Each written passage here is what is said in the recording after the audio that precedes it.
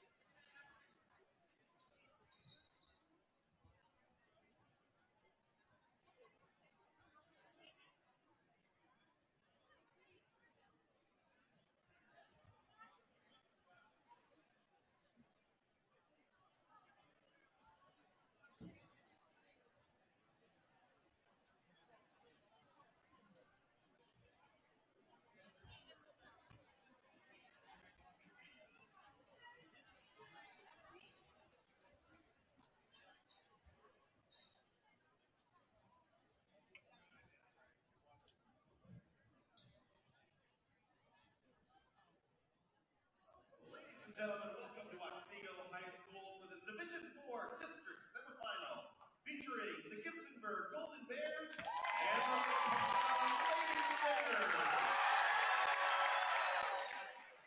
Ladies and gentlemen, at this time, to honor America, please stand and join in the playing of our national anthem.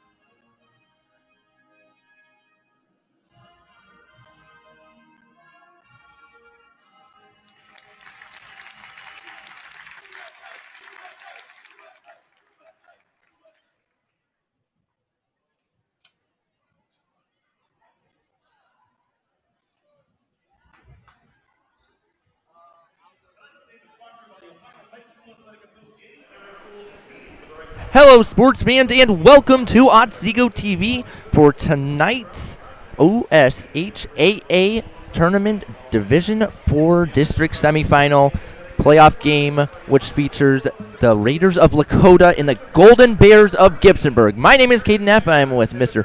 Andrew Wilford, and what a matchup we have today. Yeah, we have a good one here today. This is two teams who played twice during the season. I think this could be a very, very fun game to watch. Both these teams are out of the Sandusky Bay Conference. The Golden Bears come in with a record of 21-2, whereas the Raiders have a record of 18-5. Both these teams boasted really good league records. Lakota came in with a 13-5 league record, Gibsonburg 17-1. And another thing to note is both these teams have been hot as of late. Gibsonburg's won 9 of their last 10. Lakota has won 6 consecutive. So that's a good thing to have going into tournament play. Absolutely. If you can get something like that going into the tournaments, you're in a good spot, especially when it gets all to the nitty-gritty. This game is also expected to be a kind of a defensive battle, as both these teams average under 55 points per game and allow under 35 points per game. And that's kind of what Lakota needs. They're a little bit of an underdog, but playing a team 3 times is always hard in here. Yeah, it's very tough. It's very tough to beat a team 3 times, but Gibsonburg, I think they're going to do their best effort to do it here today.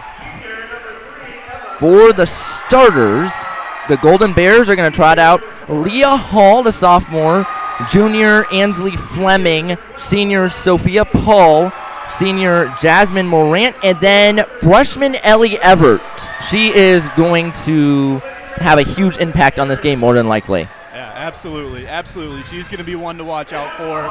Very talented basketball player. She's definitely their main go-to. For the Raiders, their starting 5 consists of junior Aubrey Vitt, senior Emma Gregg, senior Cassidy Foos, junior Riley King, and then sophomore Lexi Moon. So both these teams have a majority of their players being in the upper class, but they do have a few underclassmen, and that could be big. Yeah, absolutely. During tournament time, having some upperclassmen with some experience, really, really important when it gets down to, being tough moments of a game.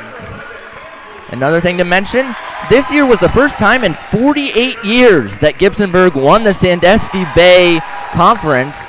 So a big thing to boast for them as they finally got over the hump. Yeah, absolutely. That's incredible. Incredible for them and their community. Just long time and definitely worked hard for it. A big crowd in attendance. My watch is already going off saying loud noise environment warning. Once again, Caden Knapp, Andrew Wilford, Otsego TV. ready to get this 1-versus-2 tournament game underway for a spot to play the winner of Game 2 on Saturday. All right, here we go.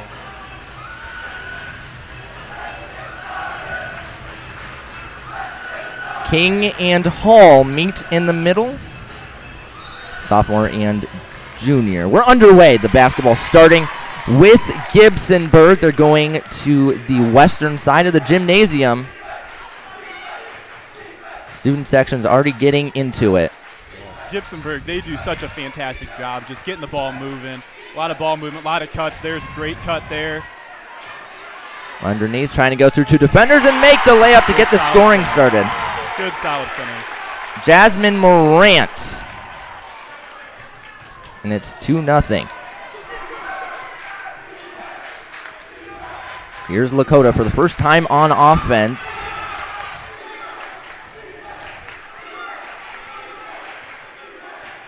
They'll start by passing around. Yeah, they have that almost like a 4-out look. Good, solid screen. Lob it inside. Oh, player falls to the ground, but Lakota retains the possession. Good shot. No good off the back iron, and then it will go out of bounds. Last touch by Everett of Gibsonburg.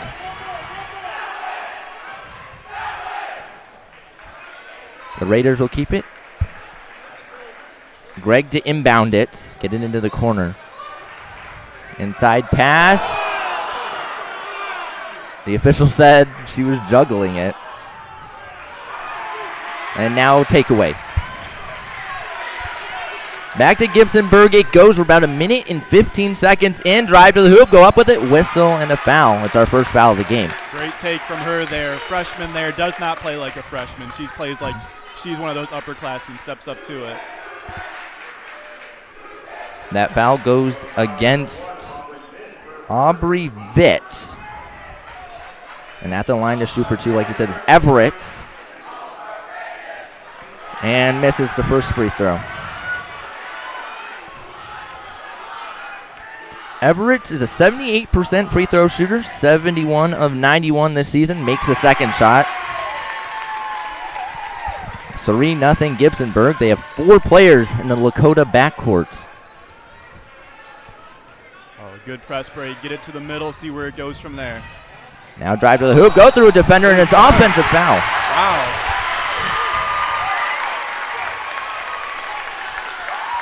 That one could have gone either way. The official went in favor of Gibsonburg. That foul was committed by Lexi Moon, the sophomore, the second team foul.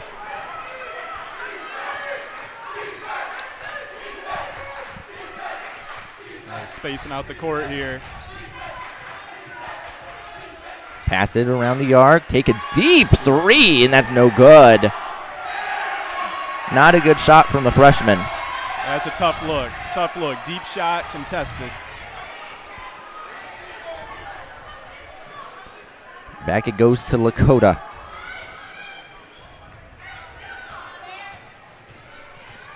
Driving up the floor, trying to get into the scoring column for the first time. There's a mid-range jumper. No good. It was short, but an offensive rebound is made. Good hustle for that board there. Wide open look here. No good off the back iron. And back to Gibsonburg it goes. Morant was the rebounder. Pass into stride. Man, oh, a little bit of miscommunication. It goes out of bounds. Fleming and Hall guilty of that one, as it will go over to the Raiders, who make a quick substitution. Boomer will sub into the game for the first time for Vitt. It's a freshman for junior exchange. Once again, Caden Knapp, Andrew Wilford just getting started here in the Castle on the Leap Day. District semifinal basketball. We're getting a whistle and a foul. Yeah, they're not afraid to put a lot of pressure up front. They're picking up right at half court, making them work. That is the first foul of the game committed by the Golden Bears, and it goes against Ansley Fleming, the junior.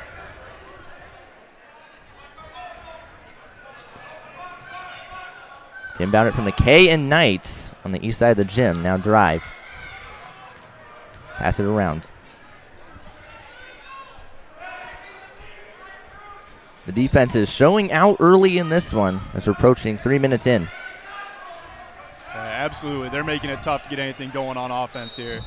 And we're going to get a foul there. This will go against Gibsonburg. It was Jasmine Morant, the senior, guilty party. So each team's committed 2 fouls so far. 5 is a bonus. Inside pass, tipped around and taken away. Trying to force it in with a lot of traffic there. Tough pass. Sophia Paul came away with it. She has the basketball. Ooh. Must have said that one was tipped. I thought she bobbled that one. Very close. Lakota wanted a double dribbles. That's no good. Ooh, good box out. Way to get the ball, and then they're pushing it here. Other side of the floor, Lakota quickly take a long 2. Splish, splash. Good shot. Riley King gets Lakota into the scoring column. 3-2 the score.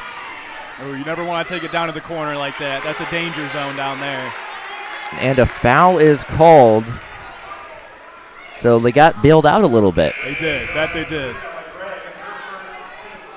That foul was committed by Emma Gregg, a senior, the team's 3rd. There's the inbound. Paul with it. Pass it to the corner. A lot of ball movement so far this possession. Yeah, they really get it going over there at Gibsonburg. Good, strong passes. Pass it. Paul, wide open shot. No good. And back to Lakota it goes. As they get the defensive board. Dribble around. Take the mid-range jumper. In and out. Another offensive rebound, and we're going to get a foul. Got her going, reaching from behind. Definitely can't do that one there.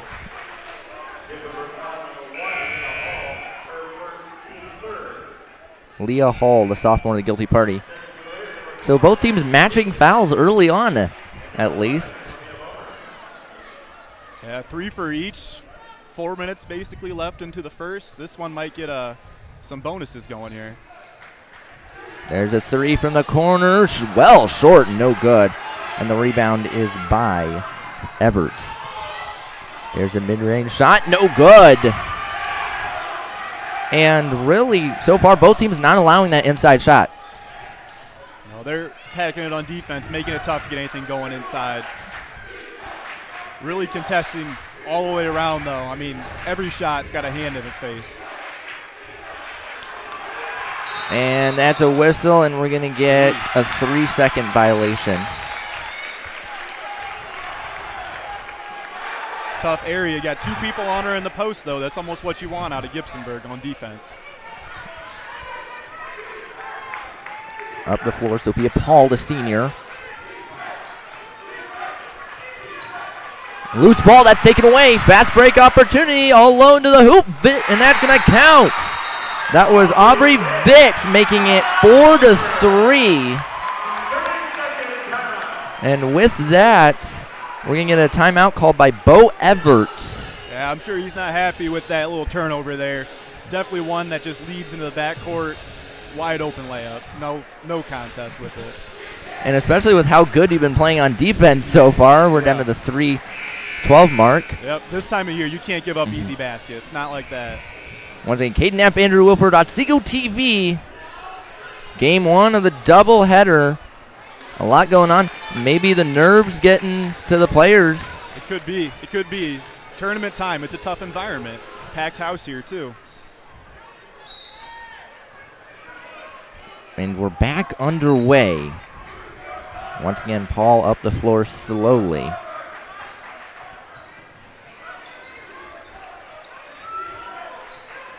Trying to find an open person. Hold the ball up. That was tipped, but get it back.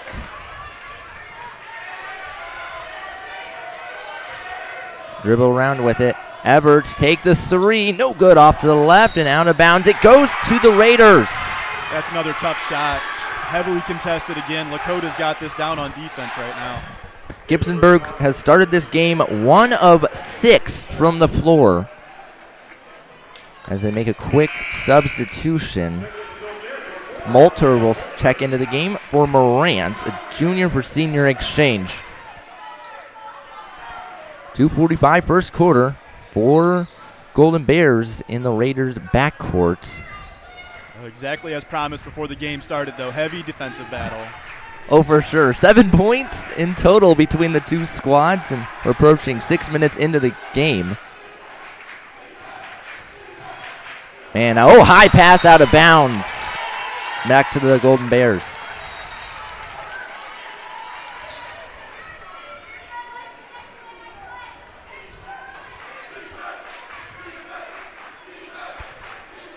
Up the floor, once again, go the Golden Bears.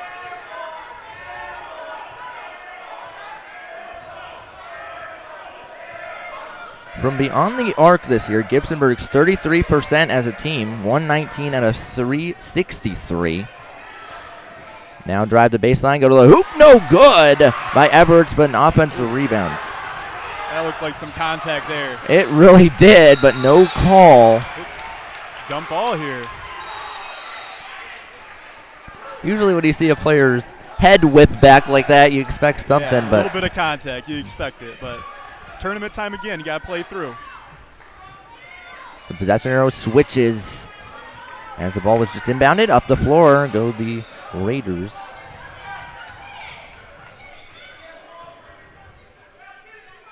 Bit with it, passing it. Under 2 minutes left in the first.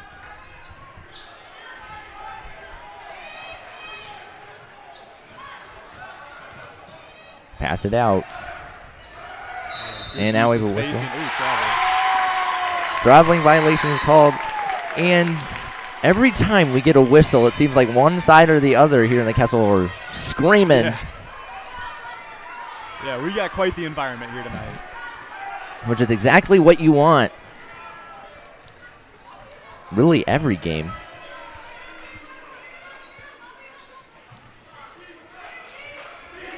Approaching the minute mark. Pass it around the arc. Backing away. Everett. Ooh, I thought she was going to go shoot that.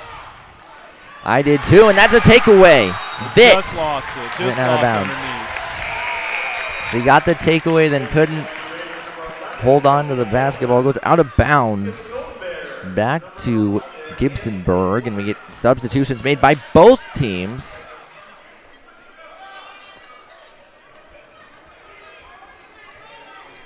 Inbounded, go to the hoop, and that's going to count. Leah Hall puts the Golden Bears back out in front at 5-4, our score.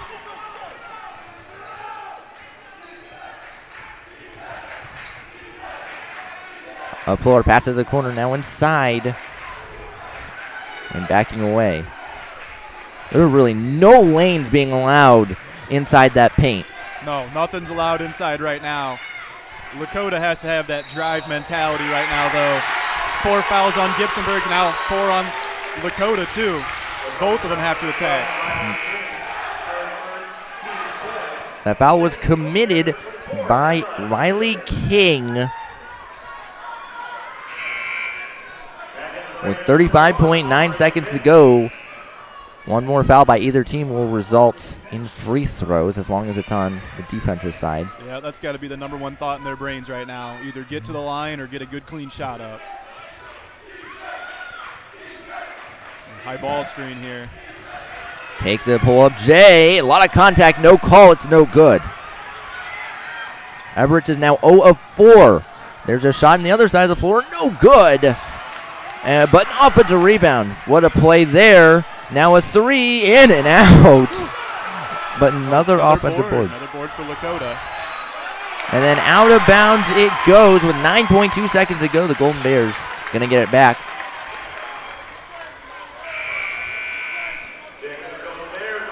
And the substitution is made back into the game is Sophia Paul.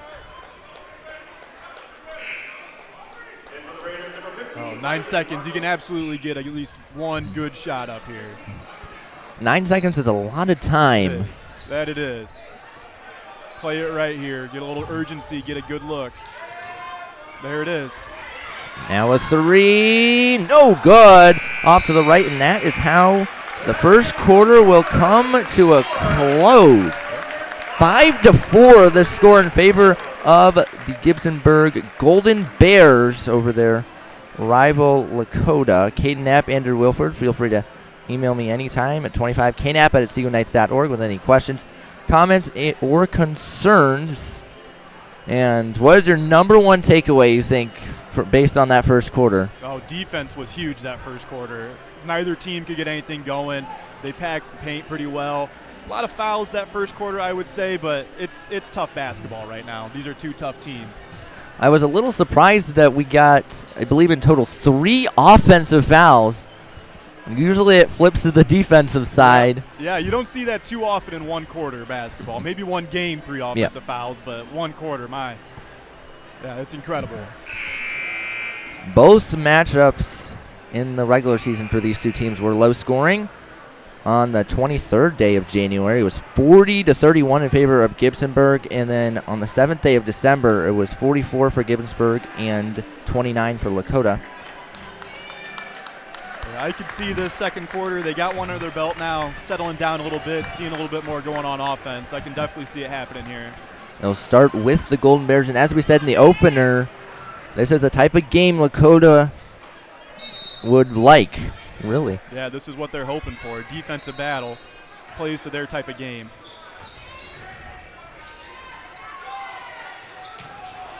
Pass it out. Now around the arc. Inside loose, and we're going to get a takeaway. Foos came up with it for Lakota. Usually Gibsonburg very, very strong with the ball. It's surprising some of the takeaways they've had so far.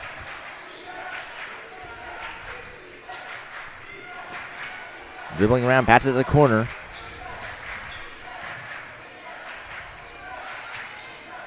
More passing, Bit with it. And then we're getting a whistle and called by the Raiders. Just a quick 30-second timeout. Yeah, there looked like a little bit of confusion there. A lot of girls running kind of in the same area. Probably just going to try to clean some stuff up here. Both teams have 4 remaining now. Gibsonburg used 1 in the early goings. We're at the 7:20 mark of the second quarter.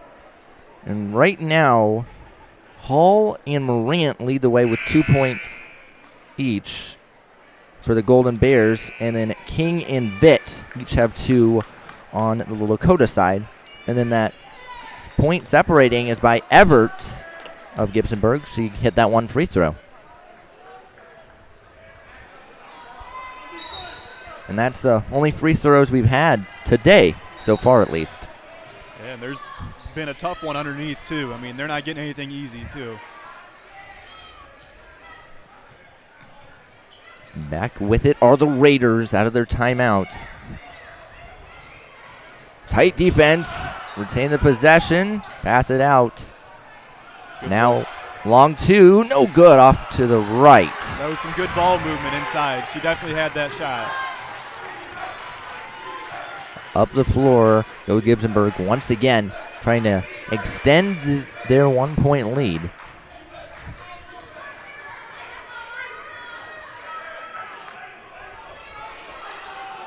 Lower scoring games tend to go by a lot faster as well, as we get an offensive foul.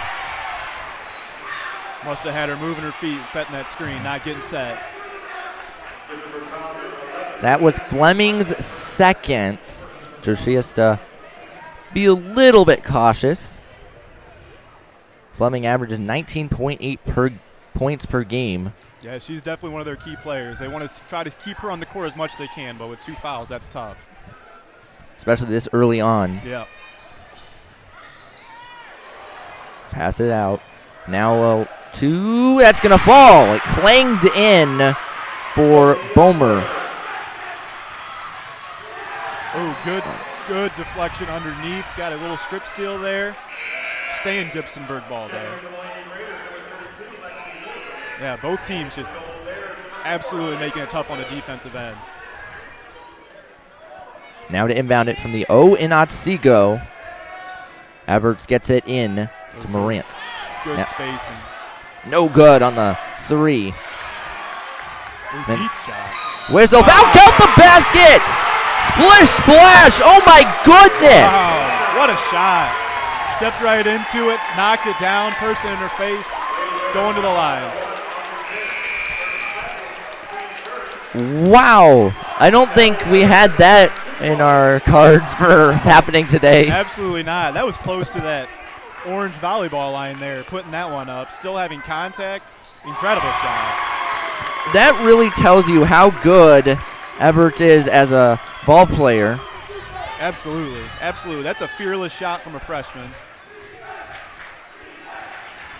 I was just getting ready to say, as soon as we get a double dribble now, as soon as these deep shots start falling, the game could completely flip. Caden Knapp, Andrew Wilford, Otsego TV. Absolutely. Could flip it completely here. Start getting some confidence. You never know. Keep hitting some shots like that.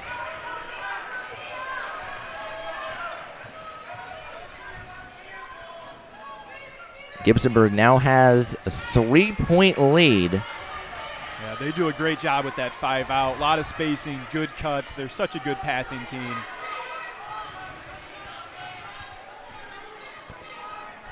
.5:22 left in the half. Back to Everts. Directing traffic here. See if she's going to get another one up. She's going to pass it. Ooh. High pass, out of bounds it goes. It was a good thought, though. That 33 there, she's wide open. Back to Lakota. That shot by Everts is also pretty big because it will give her more confidence. Absolutely. It could fuel a lot more going forward. Ooh, just mishandled it. Lucky to keep the possession. Yeah, absolutely. That was Moon. There's a long two. It's no good off the back iron and a defensive rebound. Trying to tie it up. It was made by Moulter. Loose ball. Get it back, though. Hall.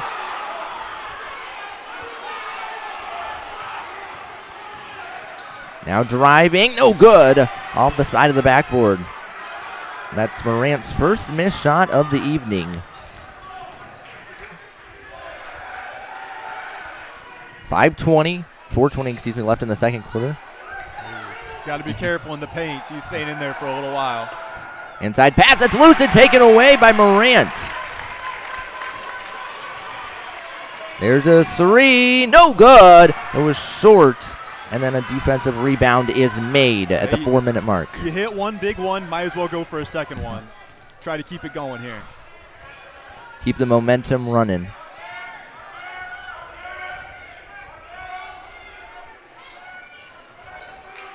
Look to pass around the arc. Moon has it. We'll get it over to King.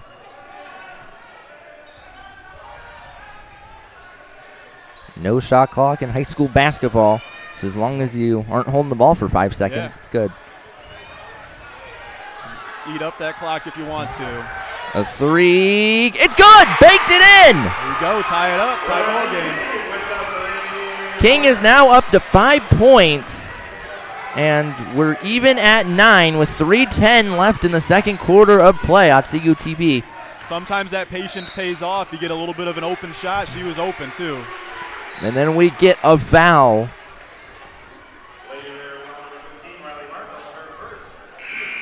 That foul was committed by Riley Markell. Yeah, well, those long possessions, as a defense, you kind of get antsy as it continues going on. Absolutely. Sometimes you get tired. You just lose track of where you're at, and next thing you know, girl's wide open three. Tie ball game. Ooh, tough area to catch it in. Good job.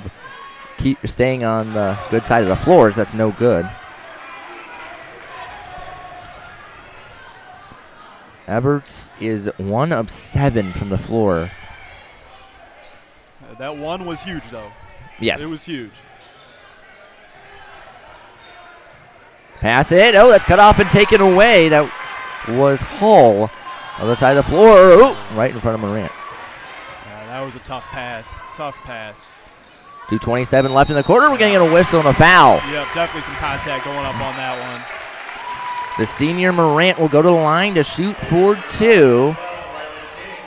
That foul was committed by Riley King, her second. It's one of those moments, tournament game, you definitely want some experience stepping up to the line every once in a while. Calm, cool, collected, knock it down. Morant, a 61% free throw shooter, 39 of 64 this year. This gym just got eerily quiet as the first shot falls. That'll put Gibsonburg back in the lead.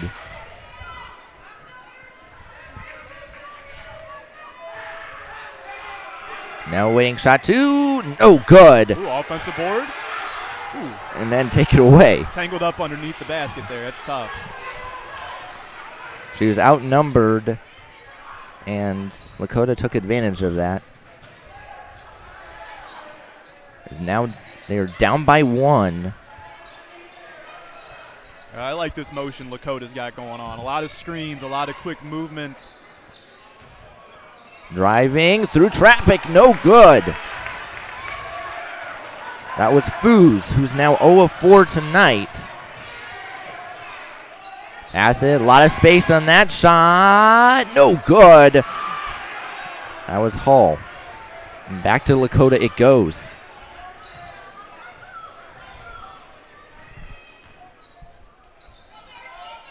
We're approaching the 90-second mark of the second quarter. 10-9 in favor of the Golden Bears.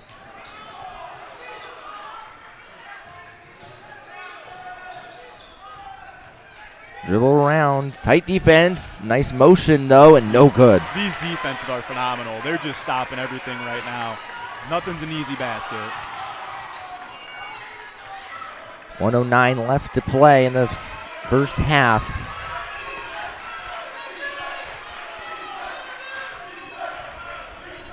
Back with his Everts. Dribbling, take the shot. No, it's short. And then the defensive rebound is made, and then a foul is called. Yeah, it looked like her arm just extended there. The girl goes down. Tough not to call that one.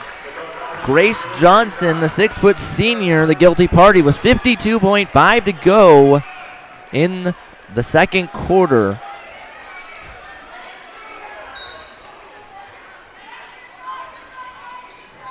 There's the inbound. It's loose and it'll go out of bounds. Close call. It's going to go to Lakota. That one really could have gone either way. I was going to say, it looked close. That could have gone either way. But the official at the end deemed it was off of Sophia Paul, the senior.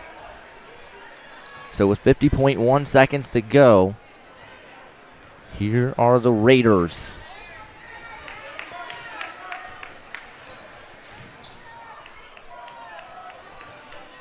.38 seconds. Dribble round. Well, she's fearless too going inside. That's going to fall. What a shot by Vitt. Vitt now has 4 points in the 25 seconds. Here go the Golden Bears. Take the wide open 3. No good. And out of bounds back to Lakota with 19.8 to go. Yeah, she just head down, barreled down, went right for it. Aubrey Vitt, Jr., standing 5'3". Sometimes when you get frustrated that you can't get an inside shot, you create your own shot. Your own. Absolutely. Ooh. And then a foul. I didn't see that one. It'll be Vitt's third. So she is in a bit of a pickle right now with 9.4 seconds to go in the half. You know, she up there and they're leading scorers. Another one. You want to see her on the court, but 3 fouls. Hard to keep her out there. She's been most of the offense for either team really today, as there's a 3, no good off the back iron, and that is how the half will conclude. Up next in about 3 minutes, we're going to go back on air for the Castle halftime report. We'll recap the first half and look ahead to the game later tonight. Caden Knapp, Andrew Wilford. Feel free to email me anytime at 25knapp@OtsegoKnights.org. We'll be back in 3 minutes for the Castle Halftime Report. Thank you all for watching Otsego TV.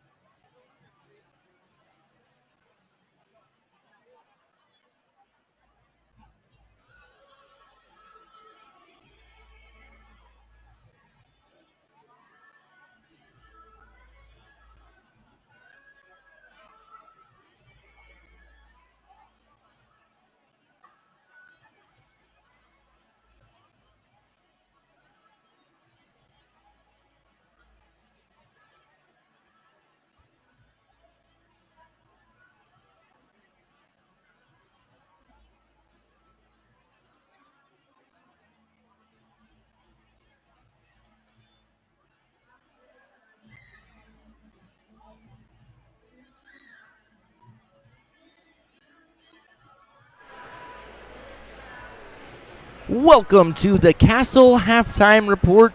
My name's Caden Knapp. I'm with Andrew Wilford, varsity girls coach for Otsego. And the score after one half, 11-10 in favor of the Raiders. And what a defensive showing. Yeah, that's what this whole game can be so far tied up in a bow and called. It's a defensive showing. It's kind of what you said at the beginning of the game, playing a little bit more to Lakota's favor, being this defensive of a game, but I don't know. If Gibsonburg can get it going this second half, you got to watch out for them. I think they can get it going quick, too. We've had a total of 34 shots between the two squads. 8 of them have been made. Looking at Gibsonburg, they're 16.6% from the floor, 3 of 18, but one of those 3 shots was a big one made by Ellie Everts. Yeah, absolutely. That was a big shot. You know, not much going down right now, but at the same time, I think just about every shot that's put up is heavily, heavily contested. Nothing's easy right now. Nothing's easy. Everts leads the Golden Bears in scoring with 5 points, 2 of those from the cherry stripe. She's the only player on Gibsonburg that has made 2 of her 3 shots. And they've had one other player go to the line. That was Jasmine Morant. She went 1 of 2. Now looking at Lakota, they haven't had a single person go to the cherry stripe. Yeah, sometimes that's just how it falls for them. You know, I think if they keep being aggressive like they are, their junior guard there, Aubrey, just keeps attacking the lane like she is. I could see her this second half getting to the line quite a few times. She is second in scoring on the Raiders side at 4 points, 2 of 5 from the floor. Riley King leads the way in scoring for them with 5 in total. She made that big three that banked in to even at a 9. Yeah, that was just that patience there. A lot of space. Ended up getting that open look that they were looking for. Big shot, too. As a team, Lakota is 5 of 16 from the floor, 31.3%. Once again, Caden Knapp, Andrew Wilford, the Castle halftime reports. We're about 4.5 minutes out from half number 2. And we do have a second game tonight, and the winners of these 2 games will match up on Saturday. We have Patrick Henry and Toledo Christian. You were a Patrick Henry graduate. Yep, yes I am. I think that's going to be a phenomenal basketball game, too. 2 very, very solid squads. Toledo Christian's got a few girls who are going to end up, or at least one girl who's going to end up playing at the next level, and phenomenal team. PH is pretty sound. We'll just see how that one goes. I think that's going to be a real fun one. It will more than likely have a lot more scoring because both those teams in the higher range of scoring, people still filing into the Castle. Yep. Oh, but yeah, we're getting packed in here right now. This defensive battle has been a lot of fun. There's been a lot of big plays, I would say, which is what you want out of a tournament game. You want excitement. And from the officiating standpoint, we've had a total of 4 offensive fouls between the 2 teams. Yeah, like we said earlier, that's not one of those things that you see too often, that many at least. I mean, you got to get that for a whole game, but in one half, that's a lot and a half. I mean, I think they're calling it pretty good, though. It's been a pretty good crew, keeping it pretty solid, keeping it pretty fair. I would say so, too. We had, I believe, between the 2 teams, Lakota committed 7 in total, and then the Golden Bears had committed 5. Just what you want to see again in tournament basketball. You want good officiating. Absolutely. Yeah, these guys, they're doing a great job today, and hopefully they can keep it up here in the second half. Yeah, the second half, sometimes I feel like it's give or take, really. You never know. Hit or miss. I think sometimes with the teams, they're in the locker rooms making their adjustments at this time. Sometimes the officials, they're talking stuff through, too, making their adjustments, too, what they want to do better in the second half. As I said right as the half started, you're a varsity coach for girls basketball. Yep. What is your message if you're a coach for Gibsonburg and coach for Lakota heading into the second half? Oh, ball movement. Gibsonburg does a great job with moving the ball, but they're kind of just falling into doing one thing, setting that high ball screen, letting them direct traffic and everything. Got to keep the ball moving. I think they can get Lakota off balance. Lakota is just taking care of it. I feel like they haven't been able to get quite as many shots up. They kind of been fumbling around with a little bit more underneath. Not as strong passing, but I think if they clean that up, they could have a real good go at it here this second half. Also playing into you being a coach, how are you going to manage Aubrey Vitt being at 3 fouls? That's going to be tough. If it was me, I'd still start her, but I'd have her, well aware that she has 3 fouls. Keep her on the court because she's, like we talked about, their main offensive presence right now. She just gets everything going for them. But, if she gets that 4th, you don't have a choice but to sit her because you need her when it gets to crunch time. We're about 1 minute and 20 seconds away from the start of the second half. Both teams will switch sides of the floor. Caden Knapp, Andrew Wilford, the Castle halftime report. And any closing remarks you have before we get this second half underway? I would expect a lot of aggressive offense here. I bet you'd see both teams get into the rack a little bit more. It's going to be a tough one. Going to be a battle here this second half. We'll be back in about a minute to get half number 2 underway. Thank you all for watching on Seago TV and the Castle Halftime Report. Email me anytime, 25knap@seagonights.org.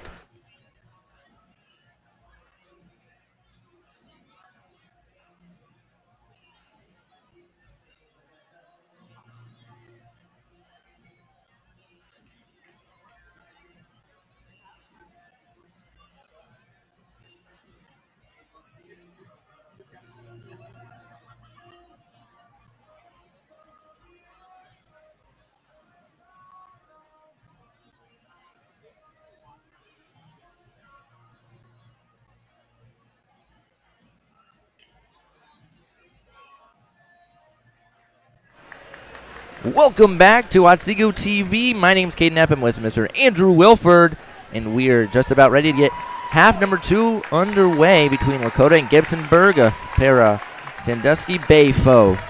It should be a great second half. Real defensive in the first. Bet I see them both getting a little bit more going on offense here. Starts with Lakota, and they're now going to the west.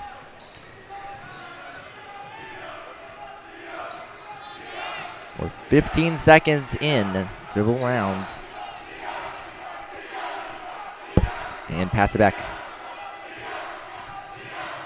And that's going to be... Poked it out. Ooh. Smart play. Smart play. Ellie Everett has not been playing like a freshman. No, absolutely today. not. And she hasn't all year. We played them a lot in our summer leagues, and she didn't play like that as an 8th grader going to be a freshman this year. She plays like an upperclassman. She always has. It's like, imagine what's going to happen once she does get to the upperclassman stage. Just going to keep getting better and better. There's a shot. No good for Everett's. And then, ooh, offensive rebounds by Paul. Board. Good, tough offensive board. See what they can get going here. 1 minute into the third quarter. And out of bounds. Yep. Paul stepped on the baseline just barely, but that's all it takes. Guarding that wing, went and dug in the post there, made it tough for her to get that pass off.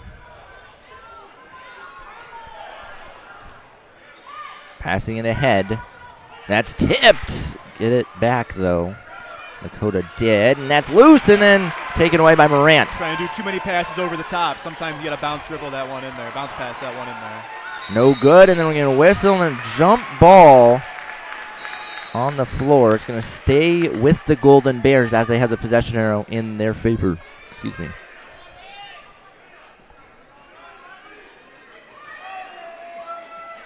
Here we go, going back out to the corner. 6:30, third quarter of play. 11-10 in favor of the technical visitors, the Raiders. As that shot's up and no good. Was short. That's a tough little runner there. Ooh, nice move. Good move, you're right. And that shot will fall. And that's wide open look. That was Riley King, and then back to Lakota it goes. And high pass out of bounds. Back to Gibsonburg.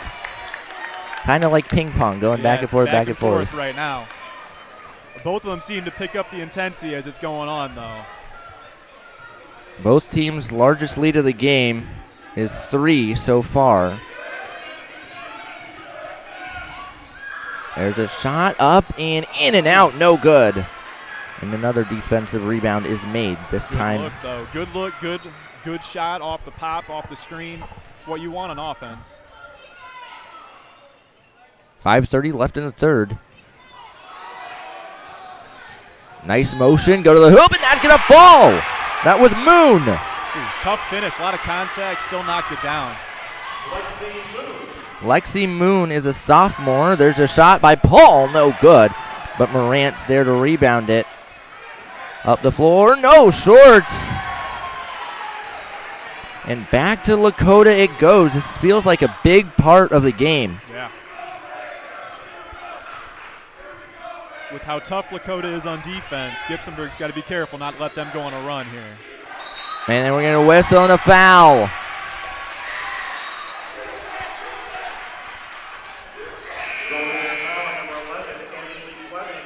That was Fleming, the guilty party, committing her third. Another one of those situations. You want to see her on the court, but 3 fouls, it's tough. That's a tough call as a coach. 4:50, third quarter. A basket would go a long way here for Lakota as we will whistle, and another foul. This will go against Leah Hall, her second. Keeping it on the floor here. And then we're going to whistle and timeout Gibsonburg. It'll be called by Bo Everts in his 5th year. It's a full timeout. And last year, Gibsonburg made it to this stage and they lost And it feels like this possession right here by Lakota on offense is going to go a long way in the outcome of this one. This one here could be a big, big decider for how everything else in this game goes. Lakota's got it rolling right now. Gibsonburg gets their stop. They can get something going, get back into it, but it's a tough, tough possession for both teams. Caden Knapp, Andrew Wilford. A basket here for Lakota would make it a 3-possession game. With how tough both these teams have been playing on defense, 3 possessions, that's tough. Yeah. I don't believe either team until the second half with Lakota had made back-to-back buckets. No, I don't think so either, now that you mention it.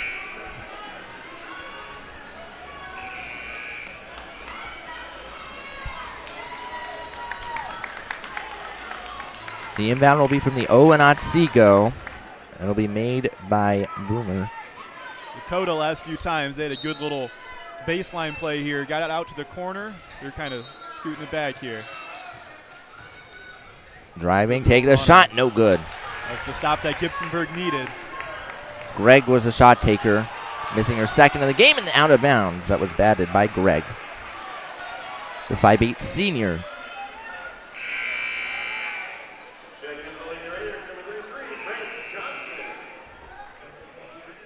And with that, Greg will check out of the game. Johnson will check in for her.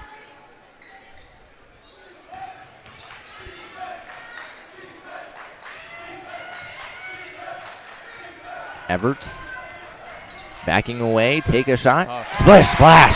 Tough shot. 7 points tonight for Everts. Yeah, she can get it going. Even contested like that. I mean, that was good, solid defense still. 4:11 left in the third quarter. That's blocked, but get it back. And then a whistle and a travel. I was wondering on a possible offensive there. She was kind of swinging that elbow, but travel definitely got her there too. Back up the floor. It's now Everts taking the ball up the floor rather than Paul, who had been doing it most of the game. Ooh, deep shot. No good off the back iron, but an offensive rebound. Yeah, she puts it up fearlessly. There's another three. No good.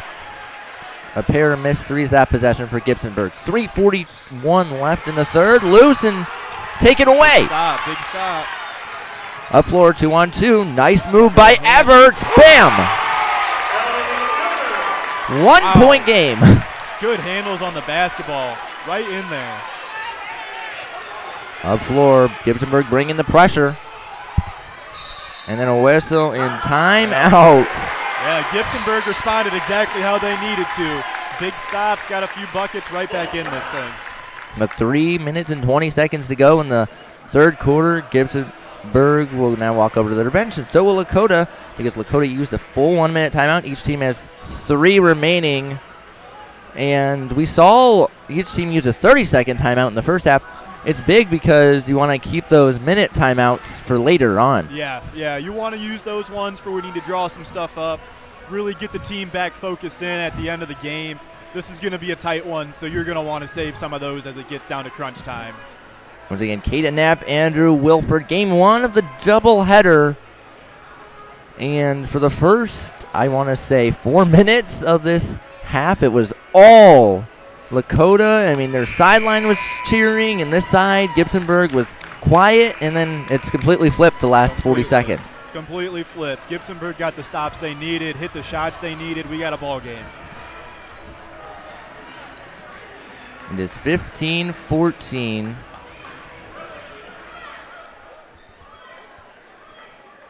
In favor of Lakota.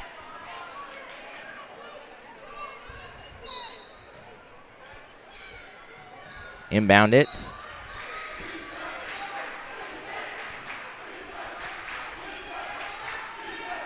Passing around the yard, now trying to go inside. Yeah, and that was a out of tough bounds. pass. It looked like she was trying to pass it into the close post. She turned, go to set a screen, just wasn't there. It looked very broken It from did. up here as well. It did. Up floor, once again, Everts. Kick it out. There's a three. No good. Too much power under it. But an offensive rebound is made by Gibsonburg. Ooh, wide open on the backside. Good. Basket counts for Paul. That's her first of the game, and it gives Gibsonburg the lead. Yeah, there's that good ball movement. They can get it going. They can get it going with anybody. Gibsonburg is on a 6-0 run after going down by 5 early in this half. 2 minutes, 30 seconds left in the third quarter. Driving, good. Strong finish inside. Foos gets her first basket, and that falls from beyond the arc. Emma Jibiden, the freshman. Another freshman on their team. Fearless stepping up to the moment there. 19-17 the tally. Other side of the floor, Lakota. They're having a hard time getting it inside. You can tell they want to. They have the height. They just can't get it there. No good on that shot, and back to Gibsonburg. Tough board, good, strong. And a whistle, and back to Gibsonburg it goes. 1 minute, 48 seconds left in the third quarter of play.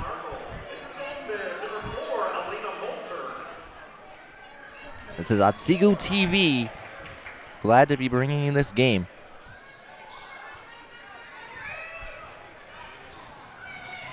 There's a shot. No, it's short.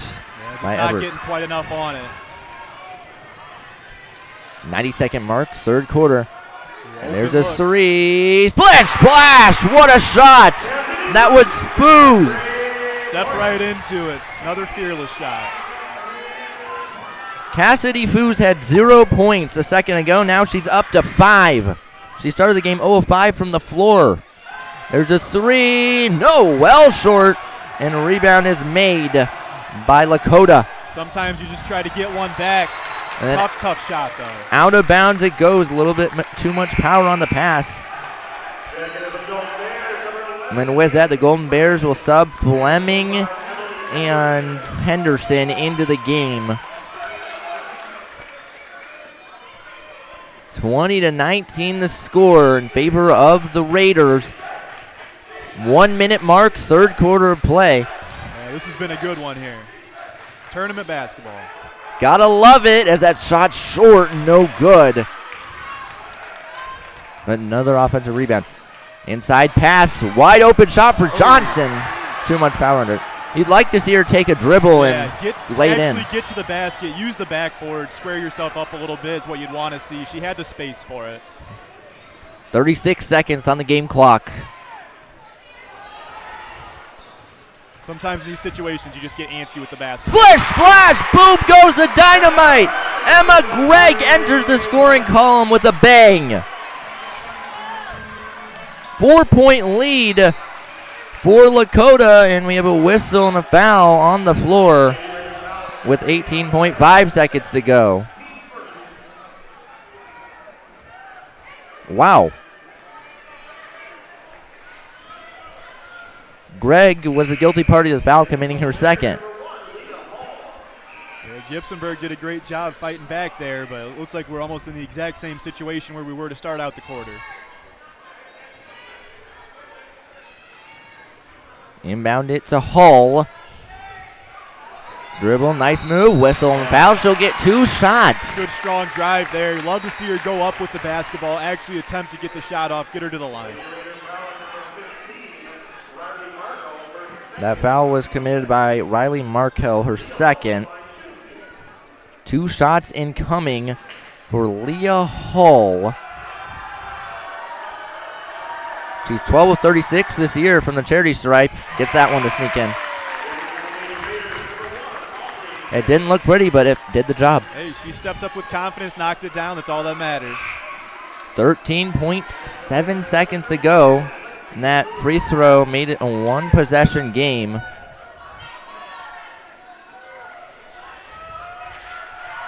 Here's shot number 2. Up, no good. Ooh, offensive rebound here. Now go back up with it, whistle and a foul. 2 more shots coming Gibsonburg's way. A lot of contact coming from behind. Can't do that, absolutely not. 9.4 seconds to go. Third quarter play. That was foul number 3 committed by King. Some more foul trouble. Yeah, another sophomore here to the line. See if she can step up with the same confidence. Shot 1 is no good.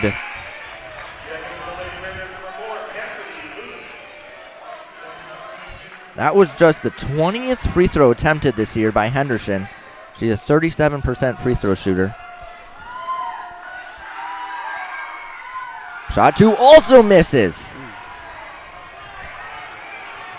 Other side of the floor, 3 seconds in the clock. Pass it out, take a 3. Bang! What a way to end the third quarter. Big shot to end that quarter. That was Emma Gregg once again. Another one, hand in the face too, coming out. I mean, that was not an easy shot. Tournament basketball at its finest. Caden Knapp, Andrew Wilford, Otsego TV, and Lakota went on fire near the end of that quarter. Yeah, that's a tough tournament team right there. They gave up a little bit, lost their lead, but still came back, ended up taking it right back, up 6 going into the fourth. That's where you want to be. In the first quarter, Gibsonburg scored 3. In the first quarter, Lakota scored 4. In the second quarter, Gibsonburg 7 and Lakota 7. And then that third quarter was big for scoring as Lakota got 15 and Gibsonburg got 10. Final 8 minutes of regulation. Both these teams' season is contingent on what happens it's up all next. On the line. All on the line. You got to lay it all out there. It'll start with Lakota. This is when clutch moments are made. The fourth quarter Absolutely. of playoff basketball. Absolutely. We got a fun one here. Here we go. Sit back and enjoy here on Otsego TV. Open shot. There's a 3. No good. I feel like the house would have came down had that shot fallen. I think so, too, on that one. I think that Lakota side over there would have went crazy on that one. Now driving. Good. Good, tough finish. Got the back roll for Everts. Now up to 11. On here. Gave Lakota some troubles in the beginning part of the game, putting pressure on. There it is again. The takeaway will be Jasmine Morant, who came up with it. 1 minute into the fourth quarter. Pass it inside. Oh, saved it, but right to Lakota it goes. Yeah, that was a tough pass there.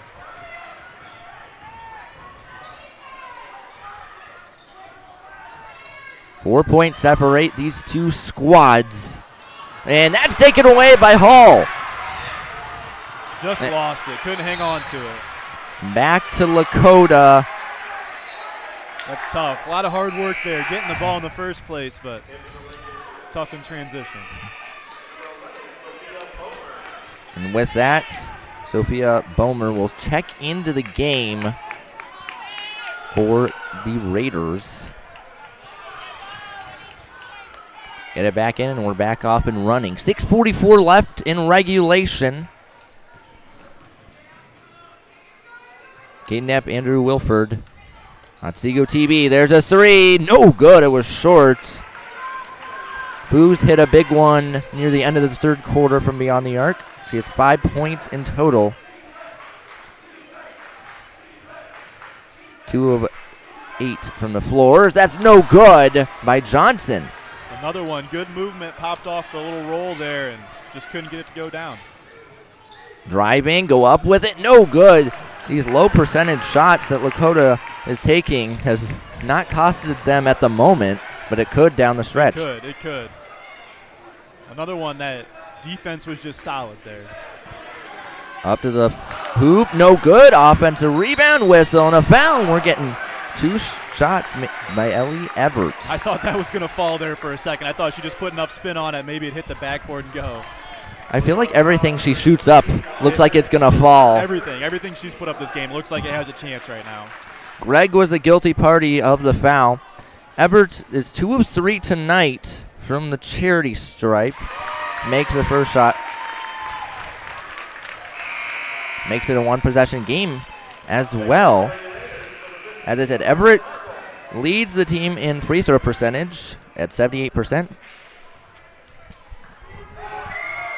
Made both free throws there. Clutch. Yeah, 2-point ball game here. It's going to be a tough finish.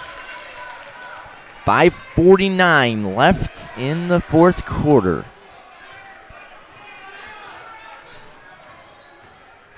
Dribbling around. That sounded like it was batted away. Back with it is Everett. Pass it. Morant, take the shot.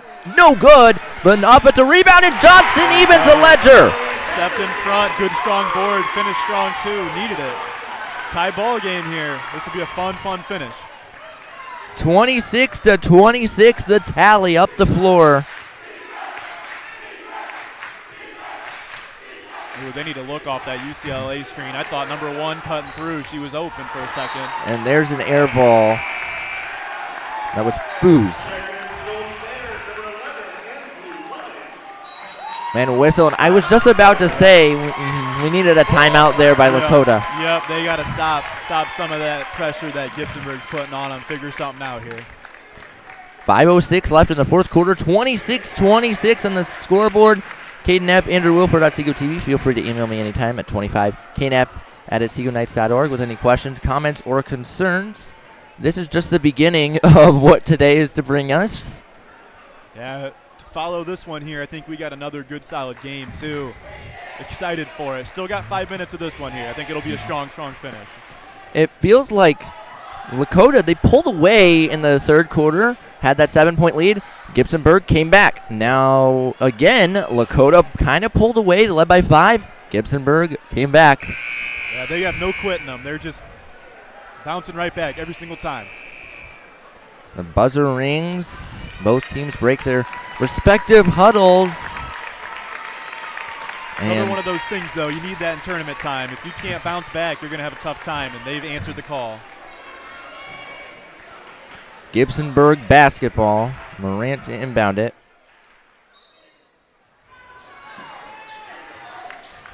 And here we go. Everett up the floor slowly. Crosses the midcourt stripe.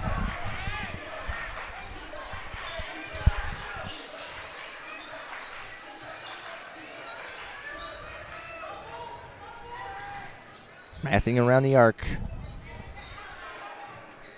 Big possession for both sides. Inside. Oh! And the basket counts. Good pass. Good cut. To be able to see that with your back to the basket, that's some talent there. 28-26. Gibsonburg reclaims their lead. They had not led since the second quarter, I believe, prior to that. As there's a drive, no good once again. That was Vitt. Other side of the floor. Whoa. Going in there, a lot of contact. No whistle was blown. We've had one foul this quarter. That's by far the least of the 3 quarters so far. As there's a shot, no good once again. That's a tough call. You know, number 11 there, Fleming, she just looked like she was boxing out, but a little bit of an undercut. That's also foul number 4 committed by the junior. That's tough. Tough one to get on your 4th when you're just trying to make the play. And she'll go over to the bench. No surprise there. Because you got to be extra careful with 4 fouls. Yeah, this is a tough point in the game.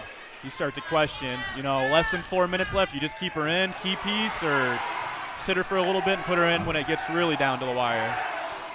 There's a wide open 3. No good off the back iron, but an offensive rebound. Vittle, yes! Wow, what a finish on that one. Strong enough to get the board and finish it right back up. I mean, composed. 28-28, we're even. There's a 3. Yes! We get another basket made. That was Dividen. Second made shot for her. Another big moment by the freshman. Ooh, and then a whistle say, foul. that's some contact going in there. Tough one, though. It's the toughest part about a press. There's always one place that's going to be open. You just hope it's not the basket area.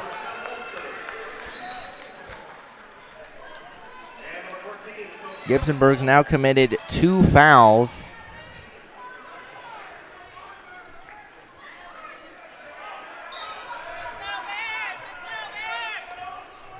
Here's the inbound. Maybe. There we go. Yeah, getting close to that 5 there.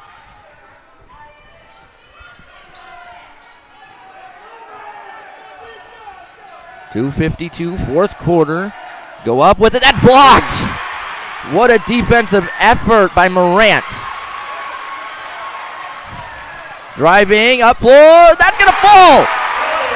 Basket counts by Everts. Big time finish. They needed that one. Comfortable lead now, picking it up. Splish, splash. Boy, did they need that. What a shot. That was Greg who made it from way downtown, the senior. Nerves of steel. Absolutely. Another moment where they just needed one, and she just came up big right there. Caden Knapp, Andrew Wilford on Seago TV, tournament basketball.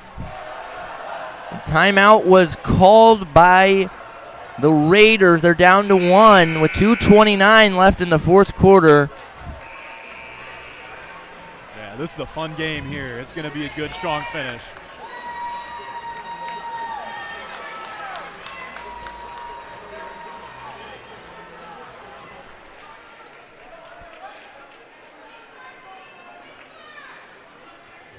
We'll get the inbounds.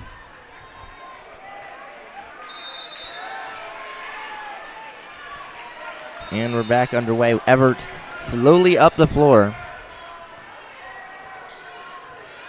Yeah, with the lead here, only 2, but you can have a little bit of patience here. Put Lakota in a spot where they have to make a play. Approaching the 2-minute mark. Wide open 3. No good. Couldn't get it to fall, the senior. That was Paul, but an offensive rebound. No good again. And then out of bounds. She had a chance to redeem herself. Yeah, absolutely. That was a fantastic drive there by Everts. Just driving in. Everyone had to collapse. Wide open shot. Tough look, though. Tough look.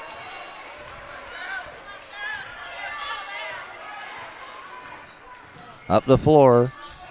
Now at 149. 2 points separate these two teams.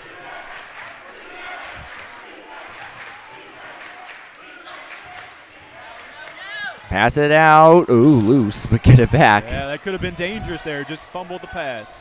No good on that shot, but an offensive rebound. Go up with it. Whistle on the foul. Is this their first time to the line? Yep, I was just about to say that. Yep. First time at the charity stripe tonight. Emma Gregg, 2 huge shots for her, coming up. Yeah, senior. This is a senior moment here. Makes the first one. 91 seconds to go in regulation. And with that, Emily Henderson will check into the game for Emma Jibiden.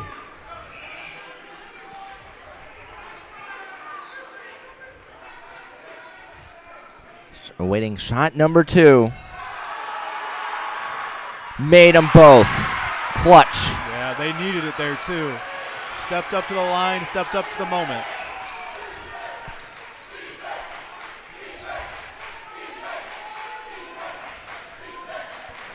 .118 to go. Inside pass, Morant. Back out, there's a shot. Yes! That was Leah Hall. She now has 5 points tonight as we're approaching 1 minute to play.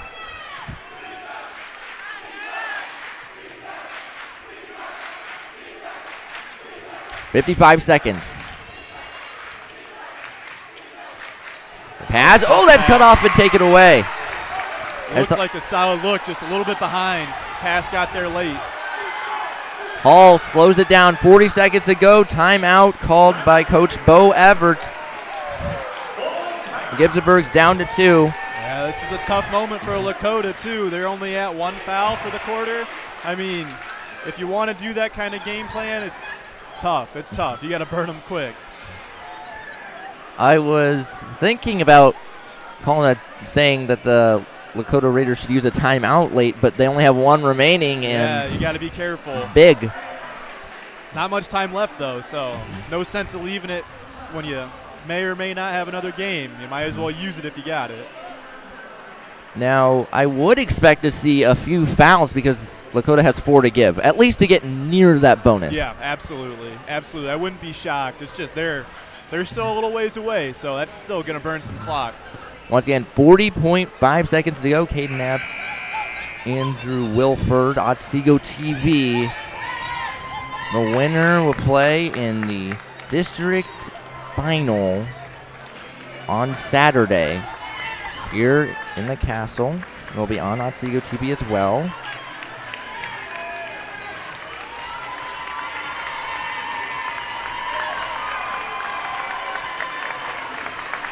Here we go. Everts to inbound it. He'll get it in. And there's foul number 1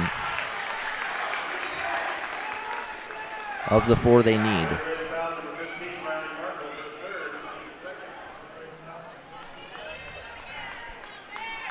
$36.6 to go. This is a game just as much as promise. And a whistle and a foul is called. Oh, my goodness. That was very close. That was a close one. That was a real close one. Oh, tough defensive battle here. Teams that are used to playing each other, played each other twice. They just get after each other here this whole game. That was Markel's 4th, so 1 more and she is out of here. There's the inbound into the backcourt. 30 seconds to go. Each team committed 3 fouls. And there's number 4. Boomers first. 26.2 seconds to go. And now you can try and play for a takeaway. Yeah, absolutely. Absolutely. Yeah. Nothing to worry about here. Just go for it. And if you're going to foul, you got to foul the right person. Got to foul the right person here if you're Lakota. Timeout, Gibsonburg. I think they wasted too much time there. 20 seconds now, burn 6 seconds with her just holding the ball. It's tough. Morant, who just had the ball, would have been the person to foul this end of the line. She is 61% free throw shooter this year. Went 1 of 2 earlier today. And Gibsonburg used the timeout smartly. Yeah, I thought Lakota, they had a pretty solid game plan there. They were doubling up on Ellie there. Don't want to send her to the line. Leaving someone open, though, is tough. Don't want to waste too much time there. They don't have any time to waste. 20.7 seconds to go. And Morant will inbound it. Got to get it in 5 seconds. Foul first. Foul.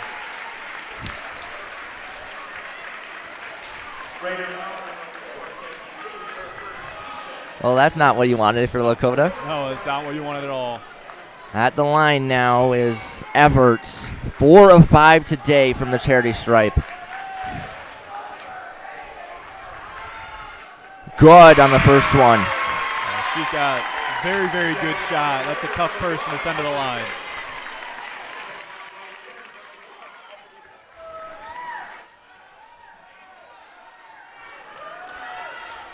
Now waiting shot 2. 20.7 seconds. Made them both. What a clutch performance by her. That was Ellie Everett. 15 seconds. Go to the hoop. No good. And putting off at the rebound.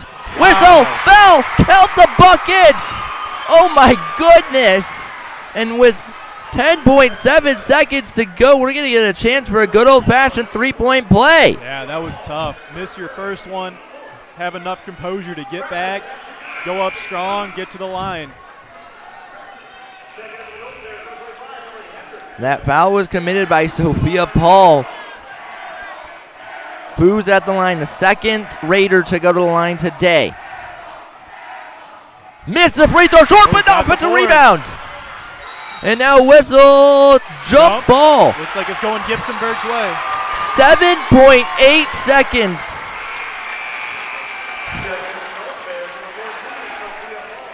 I'm surprised we didn't get a Lakota timeout. We'll get a Gibsonburg timeout now. It'll be the final one. Caden Knapp, Andrew Wilford. Yeah, I agree with you. I really thought Lakota was going to be the ones to burn their last one there. 7.8 seconds. Might as well, figure something out, get a game plan down. But I don't blame coach over there at Gibsonburg for burning one too. Just got to get it in. What a game this has been. Like we said, 2 points separate these two squads right now.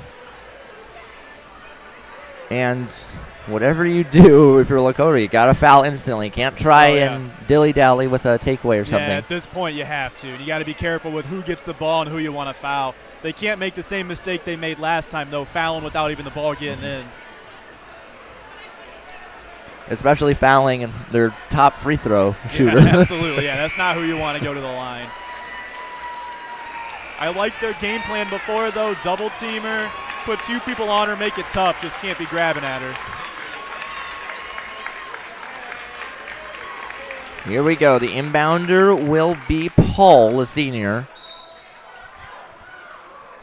Oh, no one there. I was going to be surprised if you didn't see it go deep. Inbound it. 5 seconds. Oh, loose ball. Got to call timeout for Lakota. Well, that's why they didn't burn it. With 2.4 seconds to go, we're going to get one last possession as Lakota uses their final timeout. Well, this is a tough one here. This is one where, you wonder about the rule of using that timeout in the backcourt, trying to get it up into the front court like they do in the NBA, adding that to high school. It's part of the game, though. This is a tough spot for Lakota, but enough time, I think, to get a good, solid shot up. Once again, 2.4 seconds to go, which really is a decent amount of time in basketball. Yeah. It's plenty of time to set something up, get a shot you want. Absolutely, absolutely. Gibsonburg's got to be careful just not to leave anyone open deep. That's the last thing you want. Lakota's got to be hoping they get just anything clean. And you don't want to foul either if you're the Golden Bears. No, absolutely not. That's the last thing you want.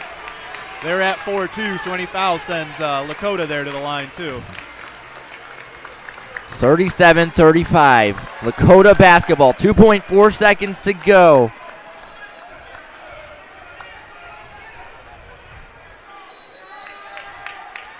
Here we go. Greg to inbound it. Uh-oh. Get it in. That's bad out of bounds.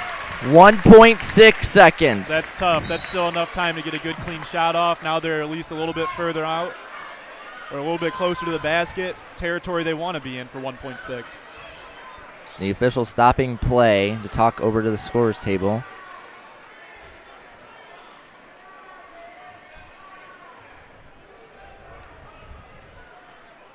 They're just letting our heart rates continue to rise. I was going to say, I don't see what happened there on that one, that they'd be taking up time here. Now Coach Everts is asking a few questions. Caden Knapp, Andrew Wilford, Otsego TV. They're going to put 2.4 seconds on the clock now. They added time. The officials are keeping their own time on the floor. How much was it with that last big bounce play? 1.6 before. Yeah, I'm surprised they didn't burn any time. I mean, the ball hit inbounds. The clock has to go a little bit, but. Now they'll put 2.3 on. Yeah, there was 1.6 seconds initially, then they added time. From the first inbound over here, we had about 2.6. So they said 0.3 of a second went off. Yeah, this makes not it one real full tough. second. Inbounded. That's intercepted! And Gibsonburg will walk away with the win. They tried to get it inside. Instead, Gibsonburg takes it away, and they will be playing in the district final on Saturday. Oh, that's fun. They get their chance to storm the court here, get to fight another day. Their magical season continues. Like I said, in the opener, first time in 48 years they won the Sandusky Bay Conference. And they will now be playing on Saturday against the winner of game number 2 What a moment for them. Absolutely. What an exciting game. They're a very strong team. I think they're going to keep up with whoever wins this next game between TC and PH here. What do you got? Caden Knapp, Andrew Wilford. This is tournament basketball at its finest. Absolutely. That was as advertised. Such a fun game. One last time for this game. We'll be back in about 25 minutes for the second game. My name is Caden Knapp with Andrew Wilford. And we'll be back for Patrick Henry and Toledo Christian. Thank you all so much for watching on Seago TV. Email me anytime at 25knap@seagonights.org. We'll be back in 25 minutes. Don't go anywhere.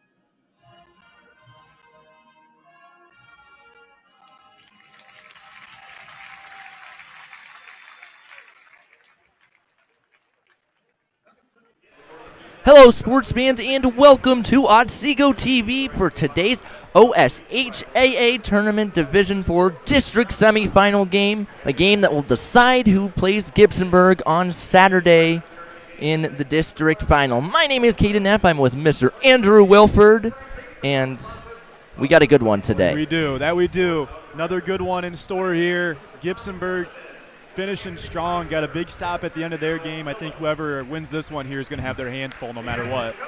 We got the Toledo Christian Lady Eagles versus the Patrick Henry Patriots.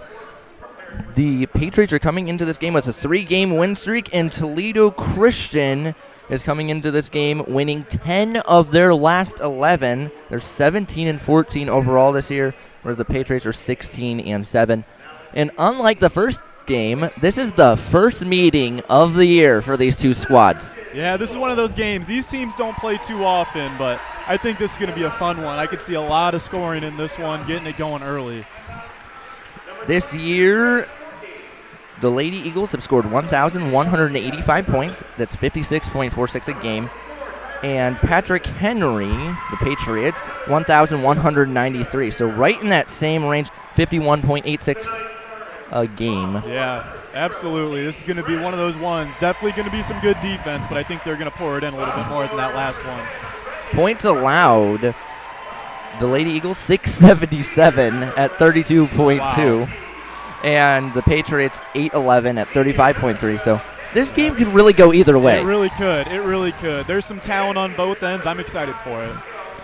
In the state of Ohio, the Lady Eagles are ranked 194, the Patriots 206, and then in Division 4, the Patriots 29, and then the Lady Eagles 25. Both sides are filled here in the castle. The starting five, we got for Patrick Henry, Casey Nelson, Karis Crossland, Kaya Seaman, Carson Weber, and then Ada Christman. For the Lady Eagles, we have Katie French, Reagan Markley, Ava Knightsky, Kendall Braden, and then Maya Wellborn. Yeah, that Kendall Braden there for Toledo Christian, she's one to watch out for. Absolutely star basketball player on the court. She holds her own with anybody. We're just about ready to get started. This is postseason basketball. These two teams used to this and playing these high leverage situations. Yeah, this will be an interesting one. Patrick Henry there. They have some underclassmen in their starting lineup. Toledo Christian, I think they're mostly senior, junior heavy for the most part there. It'll be an interesting one. See how both teams, different situations, handle the situation here. Everyone takes a seat, takes a deep breath. Looks like Patrick Henry making their final remarks as they walk out onto the floor. Knightsky, the 5'9 seniors, in the middle for Toledo Christian. And then it's Christman, the 6-foot sophomore, in the middle for Patrick Henry. Everyone you don't see a tip is like on the this left side of the gym. I think everyone knew where the ball was going to go for that. Yeah, you don't see that too often. That's funny. We'll start with Patrick Henry. They're going to the west. They are ranked number 3, so they are considered to be the home team in this neutral site game. Toledo Christian is number 4.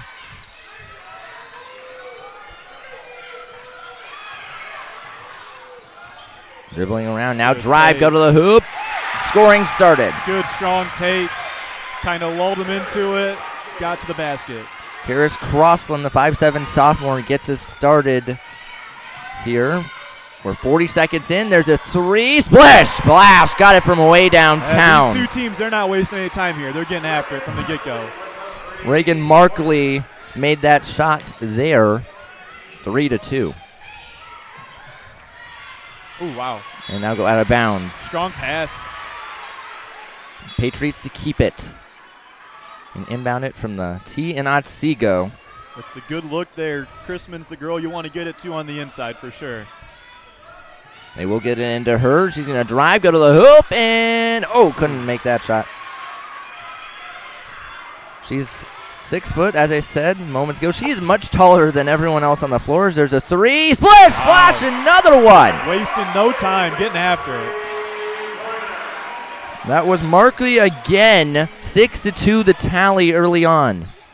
Shot up, good. Banked it home. That was Carson Weber. A lot faster start than our first game, for sure. Yeah, interesting look on defense here with PH. They got one out on Braden, one out there on number 10 there, Markley. They're keeping it tight, packing it inside a little bit on defense. We're 2 minutes in, 6 minutes, first quarter of play. Caden Knapp, Andrew Wilford, and there's a foul. Some contact definitely going up on that one. 3 free throws are going to come Kendall Braden's way. That foul was committed by Casey Nelson. That's the first foul of the game. And then as a coach, you must not like it when there's fouls on a jump shooter. No, not on a shooter like her, and then especially not if she's getting 3 at the line, too. That's tough trying to work through that screen. You know you want to keep her on her, but that's tough. 2 more shots coming Braden's way. In and out on the second one, so 0 of 2 to start. Yeah, she's usually a pretty consistent shooter. You don't see this out of her too often.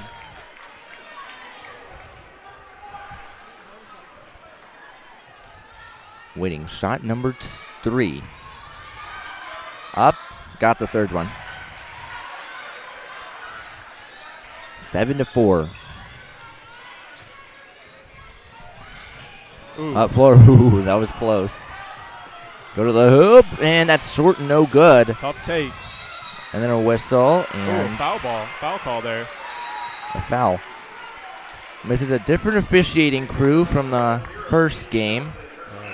That was Nelson's second foul as well. It was tough to see a starter get 2 like that right from the get-go. We'll see how it affects the juniors' minutes.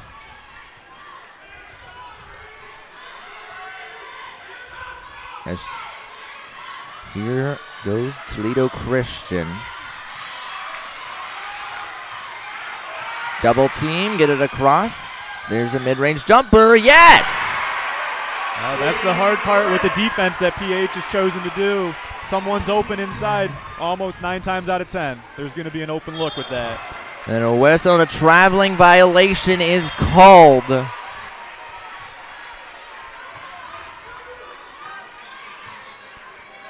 Two players in the Toledo Christian backcourt for Patrick Henry. Up the floor, pass it. Along the baseline, get it out. Wide open shot. It was short and no good. And back to Patrick Henry it goes. There's a wide open 3, no good, but rebound, whistle and a foul. Yeah, good strong board.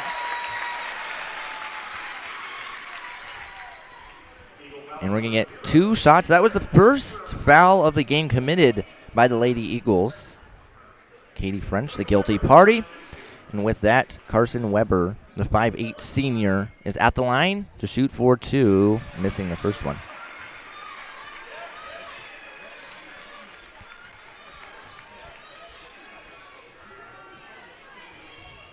Your shot number 2 for the 39% free throw shooter. Missed them both.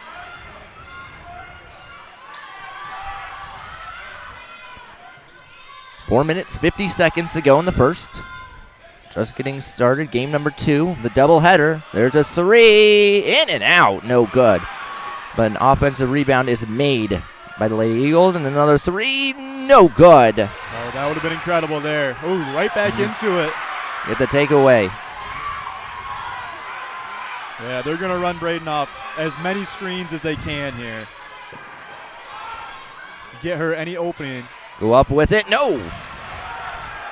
That was Knightsky.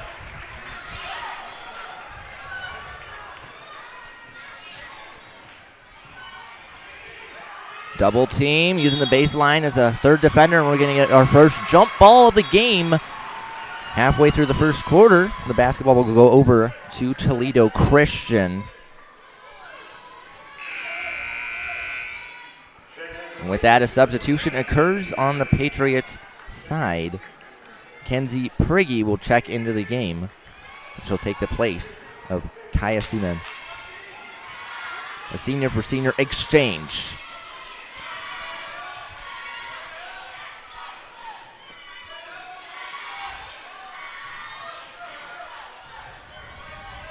Dribbling around. Oh, good shot. No good off the back iron, and then a rebound is made. Be careful swinging like that. And Patrick Henry lucky to come back up with that one. And loose. Ooh. Get it back and make the basket. Stick with it. Good strong finish. Good strong finish there. She does a fantastic job getting to the basket. Just fearless there, going right at it. A good trap up top. There's a three. It was a pretty deep one. No good off the back iron, but an offensive rebound's made, Good and that's block. blocked. And then that basket counts. Oh, she's starting out hot. That's 8 for her right from the get-go. Other side of the floor, no good. Offensive rebound, Good put it in. Finish, good strong board by Weber again. She's getting after it on the offensive boards. You need that at this point in the game, at this point in the season. Weber and Crossland, the only scorers for the Patriots, with 4 each. Yeah, run her off as many screens as you can here. 2:41 left in the quarter.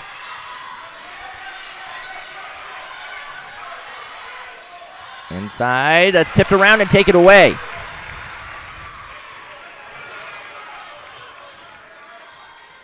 Back up the floor. Down by 3. Go the Patriots. Slowing it down.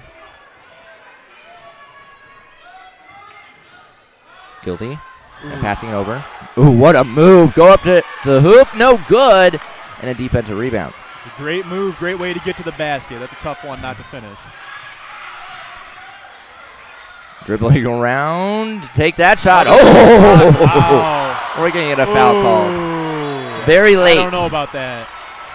That's a tough call. That's a tough call. She looked like she had space, a lot of hand on the basketball, but that's a tough one. Chrisman was the guilty party. 2 shots coming Kendall Braden's way.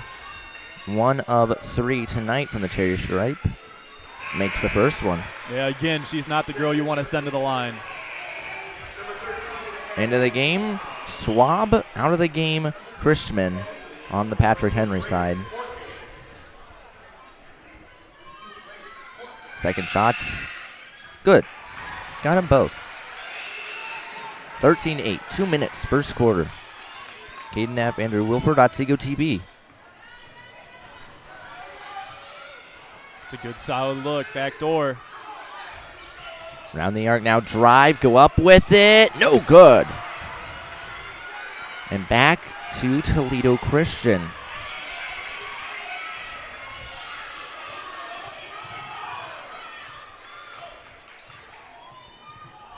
Kick it over. Wellborn. Good solid defense up top there. Inside, driving, no good. Offensive rebound, no good again, but another offensive rebound, and no good on the third time. And out of bounds it goes. We get to catch our breath. Yeah, battle for the boards there. It's tough when you take 6-footer Chrisman out of the game, but ended up being PH ball there anyways. She'll come right back into it after about a minute break, I'd say. 1:16 left in the first.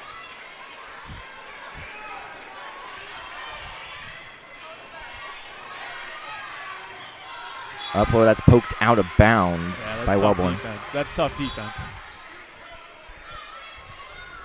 Toledo Christian's really playing them right from the beginning on that. Right as soon as they cross the midcourt stripe.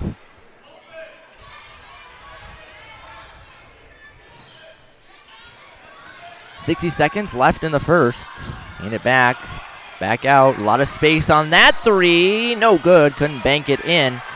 Chrisman the rebound. Underneath pass. Too much Pete under it.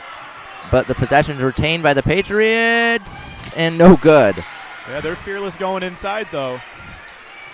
Ooh, good pass up the court. And, a lot of contact, no call. And then underneath, off the under iron. And then we get a whistle and a foul at the very end of that. Yeah, Wellborn getting after it on the defensive end there. She's poking everything out right now. 37.3 to go. Guilty party was Kaya Seaman.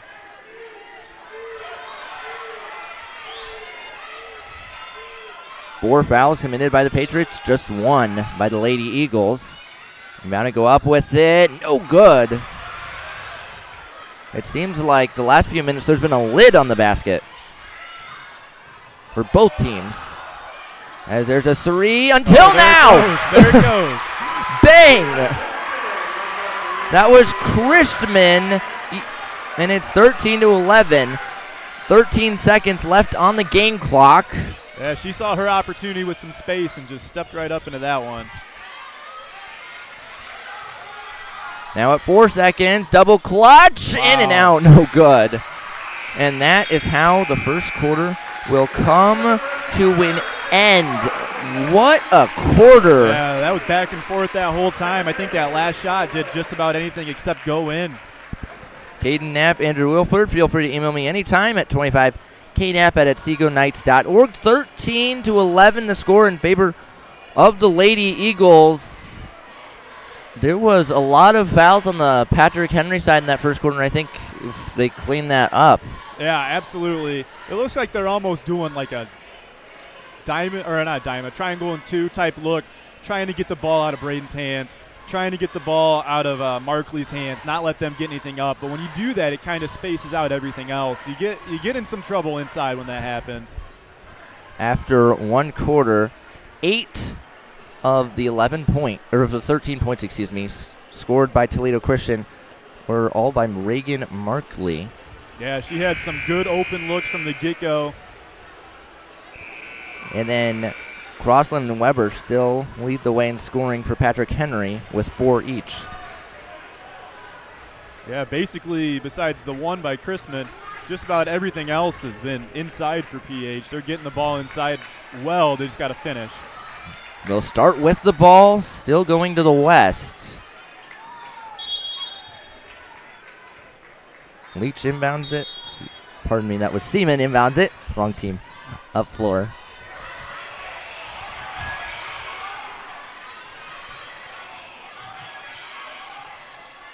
Oh, they're doing a little bit of a flex action for PH. Deep three, no Deep good. shot. That's a tough look. Crossland, the shot taker. She's now 2 of 7 from the floor. And back to Toledo Christian.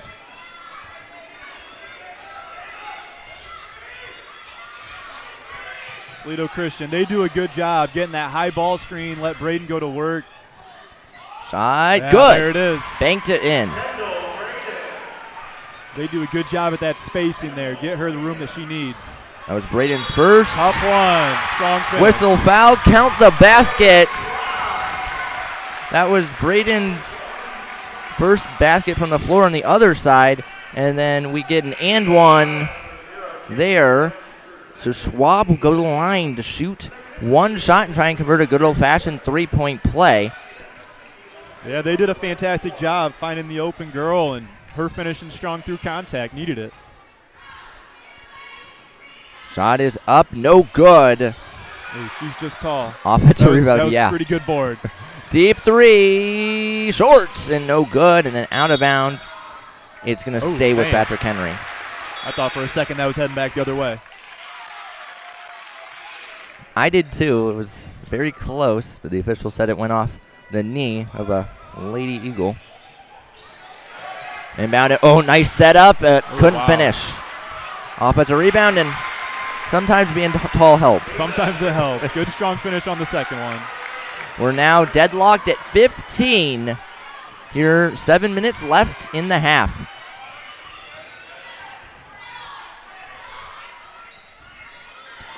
Pass it out of there. Now backing away. I really like what Toledo Christian does. They do a lot of those high ball screens. Set them high, set them early, and just let everyone else go to work. Create that space when you need it. There's a three, well short. Looked like a good shot, though. Back to Patrick Henry. Yeah, it was online. It just didn't have the power under it. And then a whistle and a travel. That's definitely one. Chrisman guilty of that. It's back to Toledo Christian it goes. Would have been a good move. Yeah, it just looked like she lost a little bit of control with it.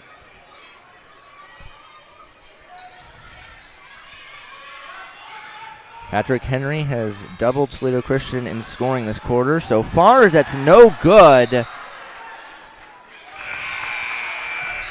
And to Patrick Henry it goes.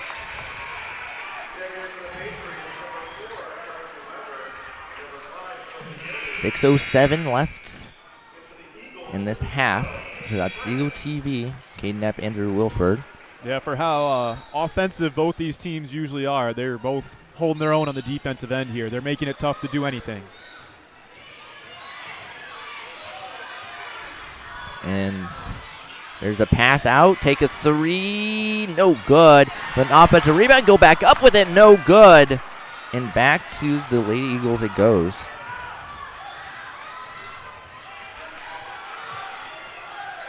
Inside pass. Go up with it. Yes. The lead is back with TC.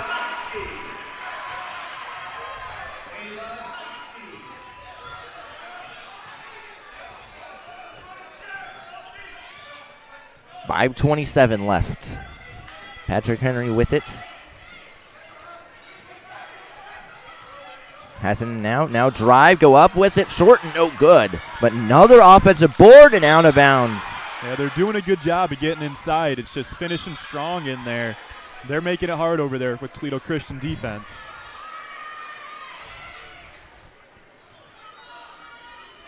Gildy to inbound it. Get it into the corner. Pass it over. Now another three. No good. And then a defensive rebound's made by Markley. And then a whistle, and Coach Wensink is going to use a timeout for the Eagles. 17-15 the score. It's just a 30-second timeout. Caden Knapp, Andrew Wilford. 5 minutes left in the half. And Patrick Henry really been getting a lot of offensive rebounds. Yeah, really. They're doing a good job of getting inside. Just got to finish inside. Toledo Christian, they're just getting looks. They're doing a great job of attacking off the dribble, using those high ball screens, kicking it, getting some good open shots. It's just been a absolute awesome game so far. A lot of good offense and defense. Absolutely. As both teams trot back onto the floor, all 10 players combined. Back underway. Braden takes it up the floor. She's a 5'8" senior. There's a shot underneath. That was no a good good. Drive, good take. It was just Markey's fourth missed shot of this one. She still has 8 points. And that's loose. And back to Patrick Henry. Spin move, go up with it. Yes. Good strong finish again. Nice spin, getting to the paint. We're back even at 17 as Crossland even the ledger.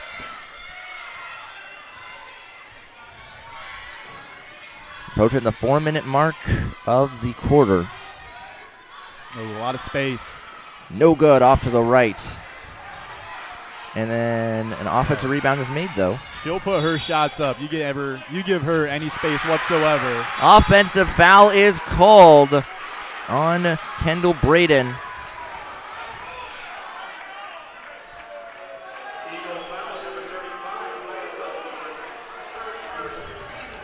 Correction, that was actually called on Wellborn.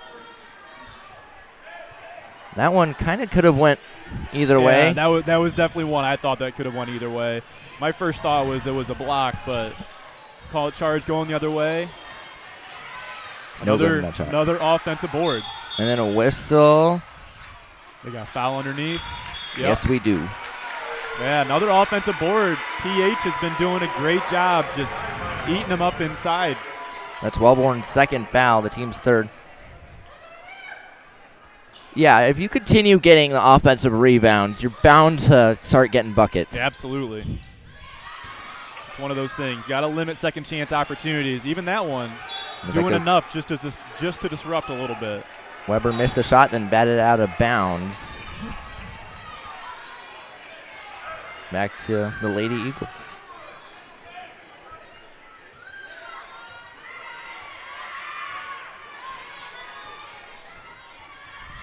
Across the midcourt stripe, passing it over. Get it back. There's a fadeaway. No good. Off the back iron.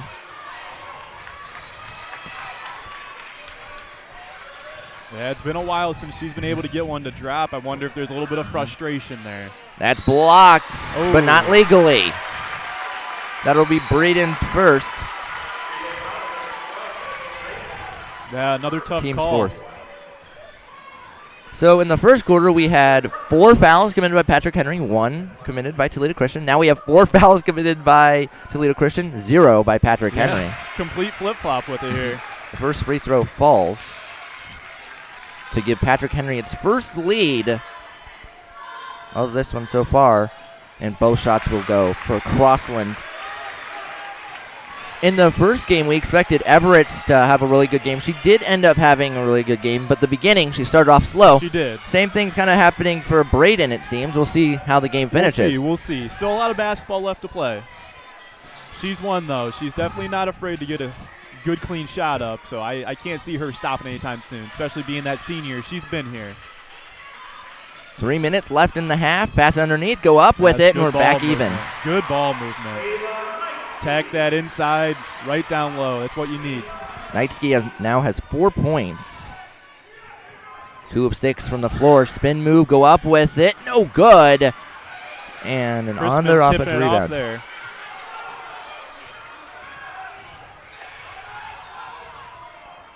Round the arc. Backing away. Gildy.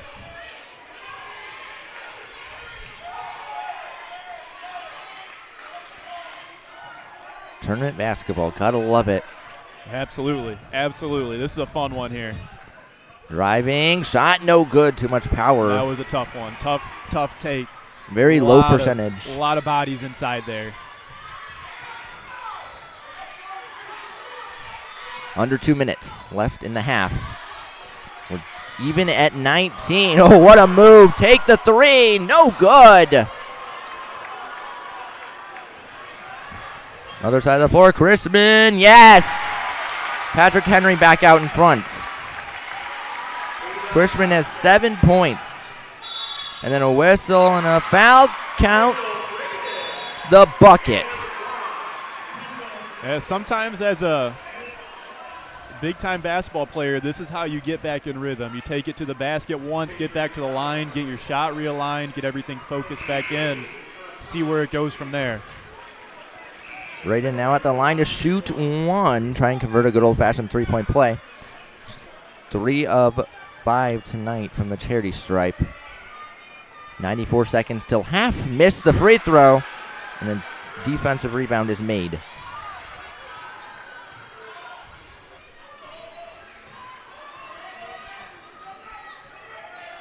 Here goes Patrick Henry once again. Man, that's taken away by Brayton. Fast break, all alone. Go to the hoop, and that's going to count. Automatic when she's out in the breakaway. As that's taken right back. And now we'll slow it down with 60 seconds to go in the half. And had trouble with it. Lost control of that one. And that was French in the corner. Back to Braden, sporting the bright green shoes as there's a 3 splash. Splash, yeah, beautiful shot. Big time shot. She just went from 2 points on the floor to 7 plus the 2, so 9. Very quickly. And then timeout. So they seemed a little out of sorts there. I was wondering what the game plan was going to be from coach. I think that's a good call. Use a 30, get everything focused back in. Both teams are now down to 4, especially when you have 5. It's worth it to at least burn 1 in the first. 26.3 seconds till half. Caden Knapp, Andrew Wilford at Seago TV. Up next is the Castle halftime report. We'll give our impressions on the first half, look back at the game earlier today. Spot in the district finals is on the line here in the Castle on Saturday at 6. It'll be here on Otsego TV. Feel free to email me anytime at 25knap@otsegoknights.org with any questions, comments, or concerns, or even a shout-out. This is definitely a big possession for PH here. Definitely one they need. Looks like Toledo Christian gets the ball after half, so want to capitalize here.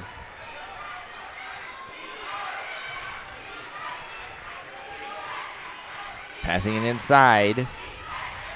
Now a 3. No good. Off the back iron. Board. Now a scramble for it. Who's going to come up with it? We're going to get a jump ball. Wow, almost another offensive rebound for Patrick Henry there. They've just been eating it up on the boards. It'll go over to Toledo Christian because they have the possession arrow in their favor.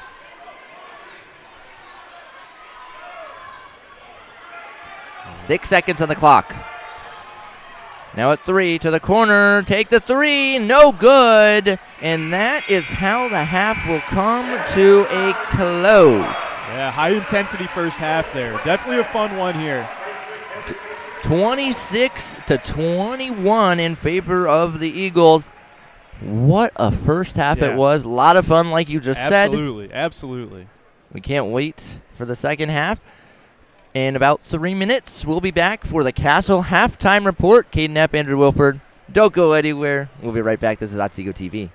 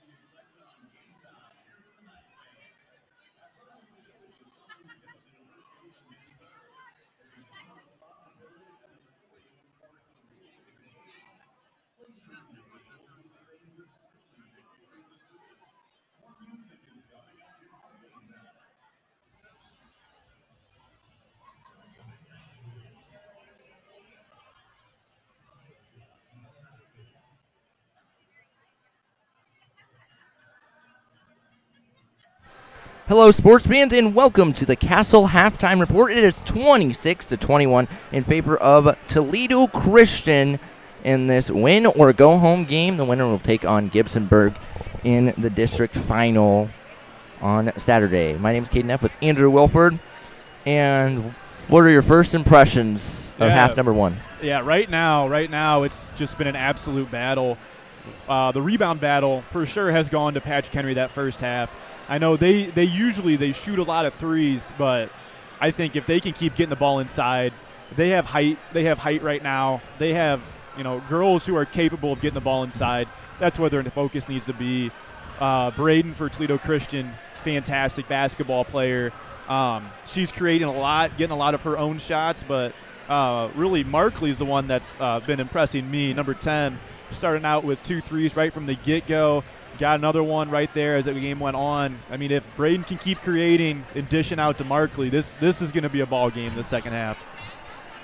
After one half of play, Toledo Christian went 10 of 30 from the floor, 33.33%.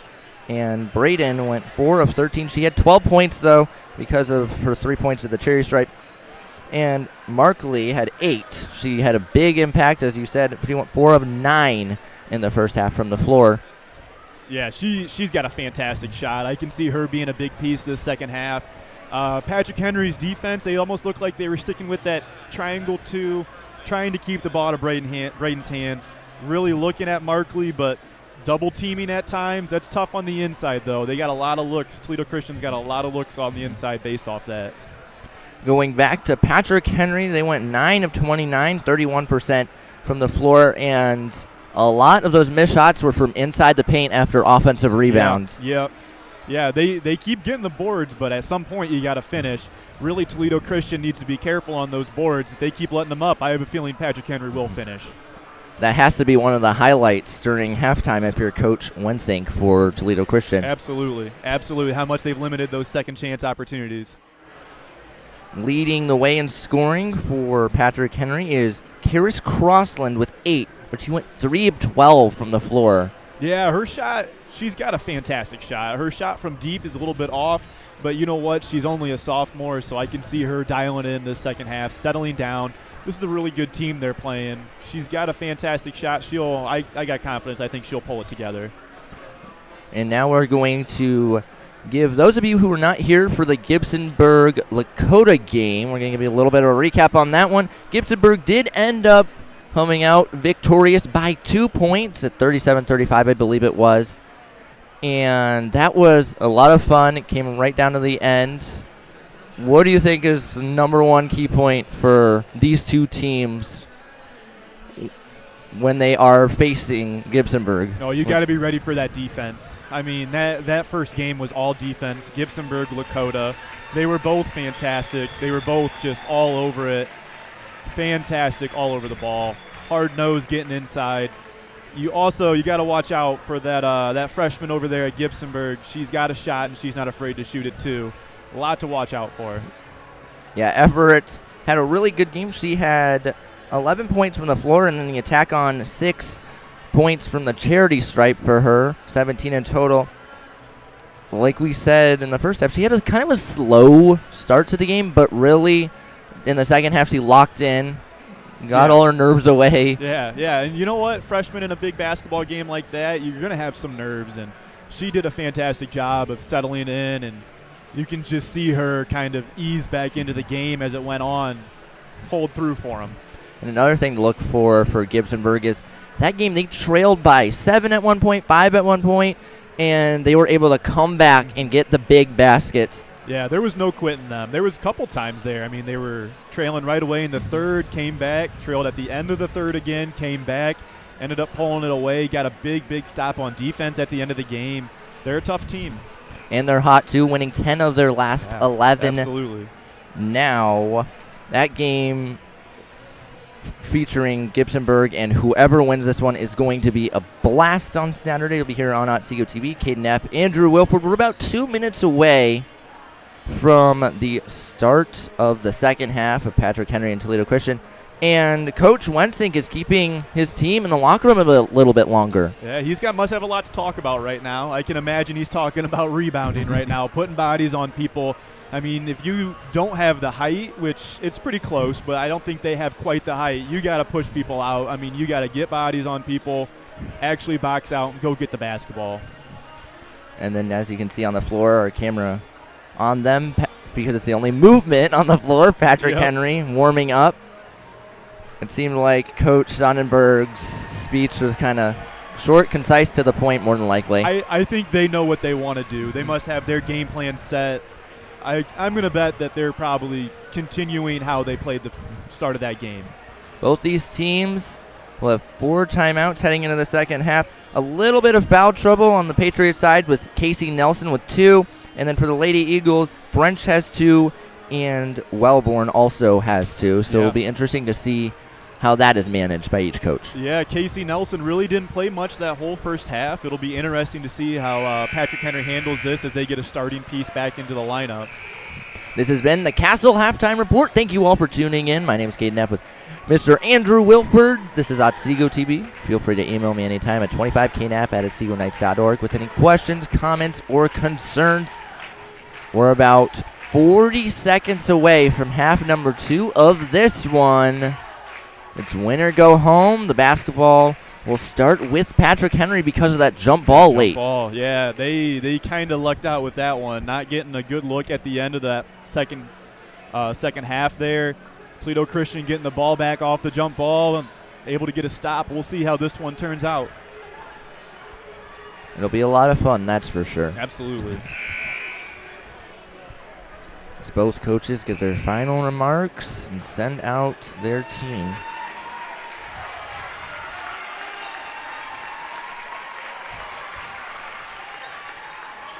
Here we go.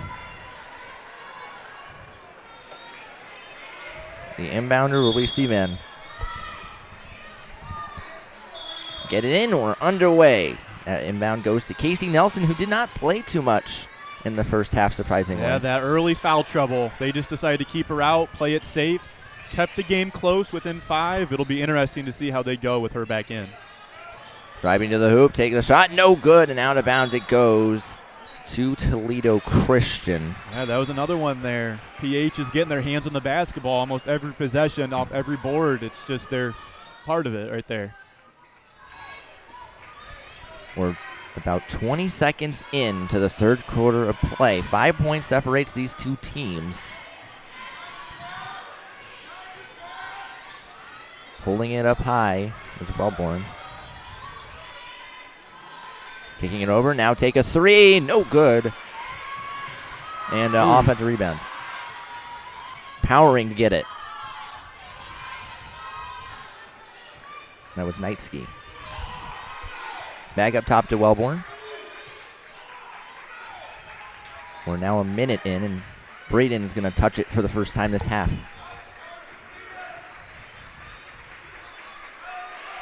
And now we have a whistle and a jump ball. It'll stay right here. Yep. So the possessor in favor of Toledo Christian.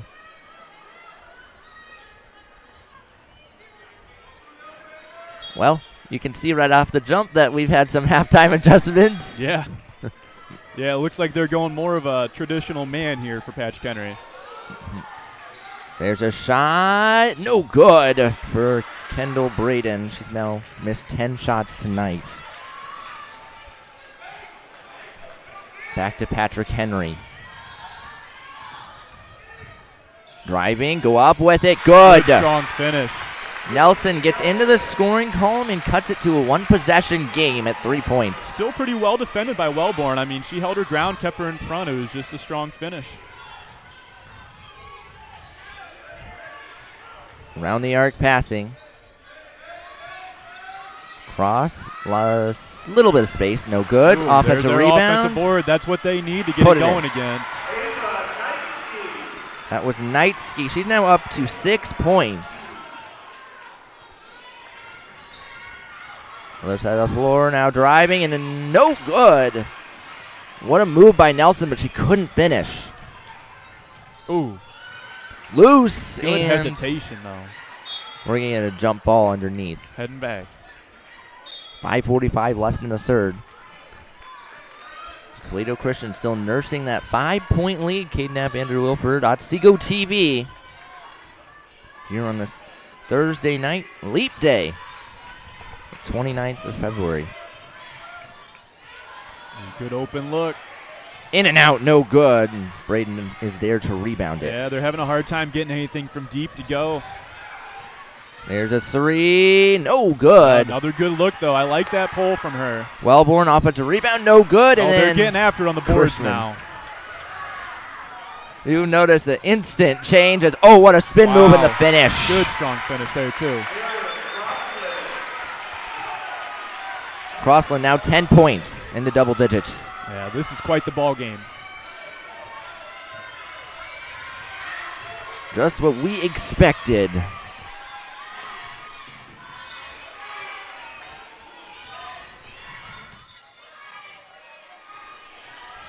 Well, Nelson's playing that pretty tough up top. Backing away, pass around the arc. Wellborn now holds it. Ooh, tough place to pick up a dribble. Yeah. Tough place to pick up a dribble. Ooh. It was tipped, says the official, by Seaman.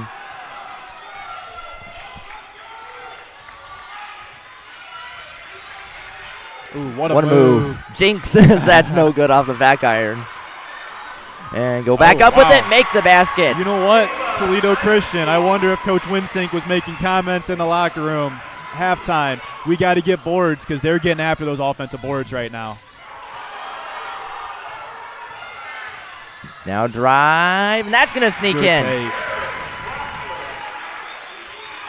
That was Crossland. And I don't know if anyone was watching broadcast earlier with Mr. Brandon Flora. One of the things he pointed out was offensive rebounds and free throw percentage during a game. If you look at those two, you could probably tell who wins based on that. Yep. They are so important. One thing that we like to throw in there as part of our coaching staff is turnovers. If you win the turnover battle, that's another thing, yeah. That's such a big thing. As that goes out of bounds.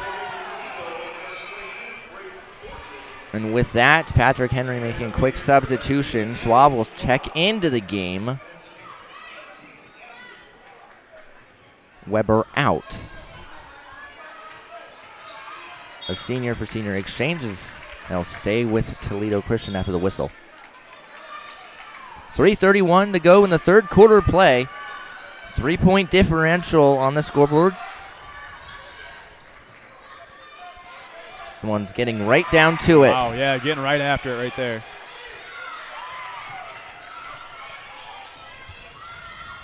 Dribbling around. Take the shot. That's a good look. Good. That's a good look from her. That was Markley. You mentioned her in the half. Yeah, I think she's going to have to be a key scorer this second half for them if they want to keep this going. Shot up. No good. Couldn't match it. That was Schwab. Looks like that one might have been deflected going up. Tough shot. Toledo Christian taking it out. Driving. Ooh, whistle foul. Yeah, I agree with that one, though. It looked like you got a little bit of an arm in there. Didn't look like much of the basketball was, actually interfered with. Knightsky was trying to split the defenders, and then Kaya Seaman committed her second foul as the Lady Eagles will use a full 1-minute timeout. They're down to 3. Patrick Henry still has 4. And what do you think Coach Wensink's trying to talk about during this timeout?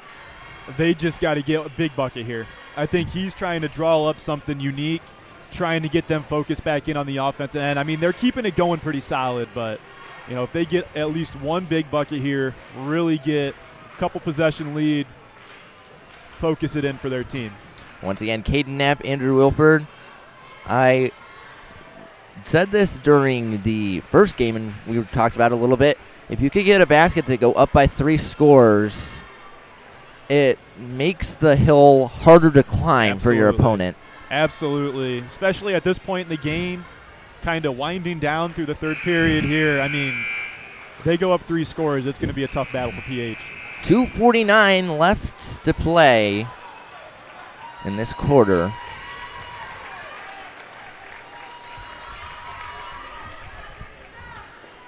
Yeah, I'm curious to see what Coach Winsink has in store for this one here. The inbound will be from the O and Otsego, west side of the gym. And get it in. A filled gymnasium here in Tentagony, Ohio.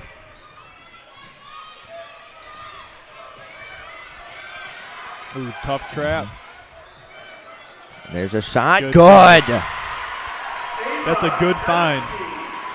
Knightsky has all of a sudden burst onto the scene. She has 6 points in the second half. All coming at big here points. she goes Take again away. down the lane. And just lost control. Out of bounds it goes. Uh-oh. Whew. Coach Winsink's getting a little. You thought there was a foul. He's getting into it. You got to love coaches getting fired up a little bit. As long as they don't cross the line, it's perfectly as fine. As long as they don't cross the line. That's a big thing. You're right. And now a whistle. Ooh. And a foul is called on Patrick Henry, I believe. That's an interesting call there. It'll be Schwab, the guilty party. Illegal screen on that one. I don't know. It looked like her feet are set. It looked like she was there. Schwab was holding her face as if she was hit. Yeah, she's got to come off now. I wonder if she ended up having a little bit of blood situation. Our athletic trainer, Jen Mag, will probably go check out what's up. Yeah, she always does a fantastic job. I'm sure she'll be right out there. I believe she was ranked All-State was the title, Yeah, something like that. She's fantastic. Yes. Absolutely the best. Once again, our athletic trainer, Jen Mag, here at Otsego. We're very lucky to have her. 2 minutes left in the third quarter here on Otsego TV.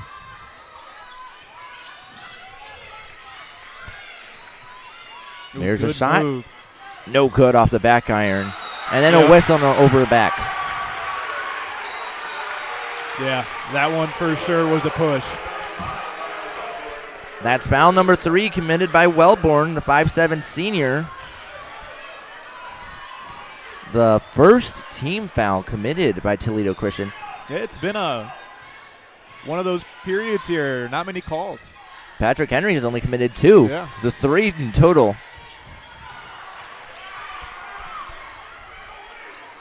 Pass it now. Loose ball taken. Here goes Braden. Up floor. Nice move and make the basket. It is now 36 to 27. No time getting their own back. Big basket there. 14 points tonight for Crossland. Wasting absolutely no time there.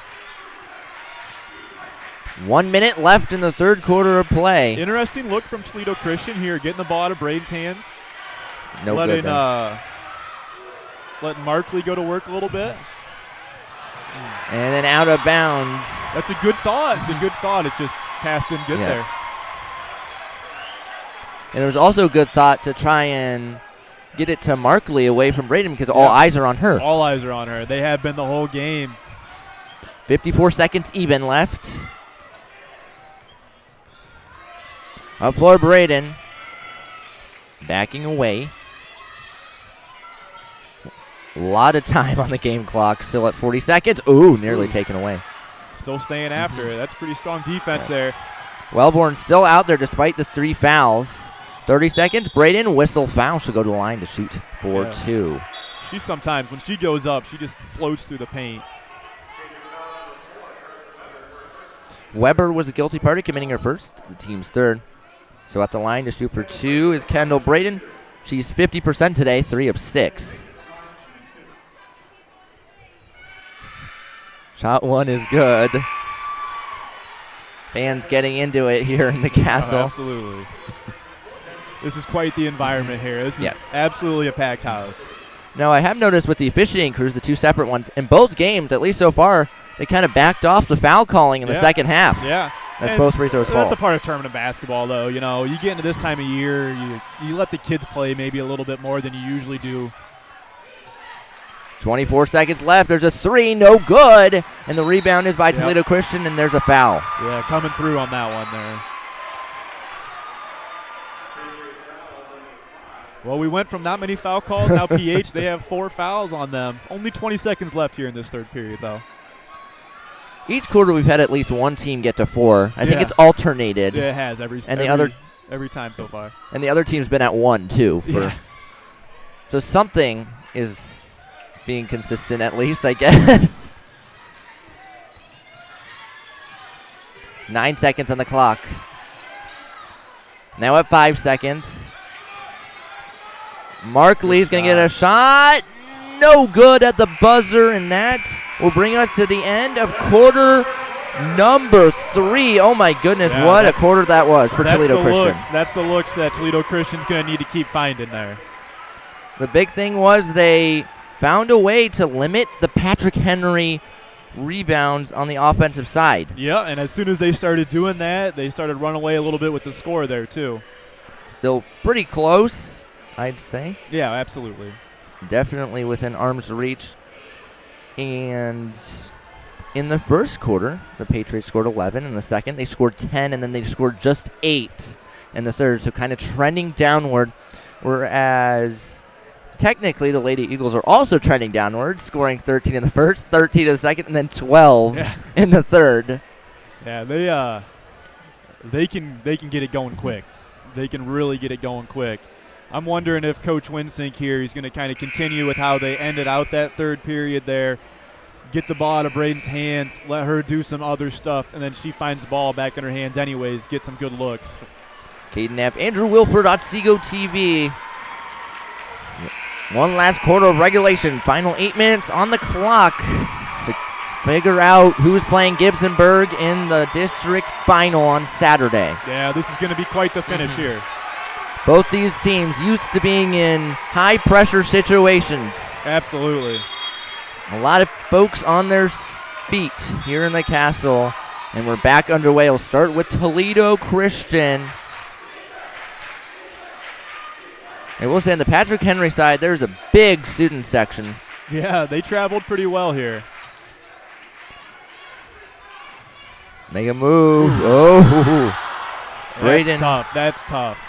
She kept her pivot put on the ground, says the official. Pass it out. Markley, 3. No good. Off to the right. Out. Markley's now up to 10 missed shots.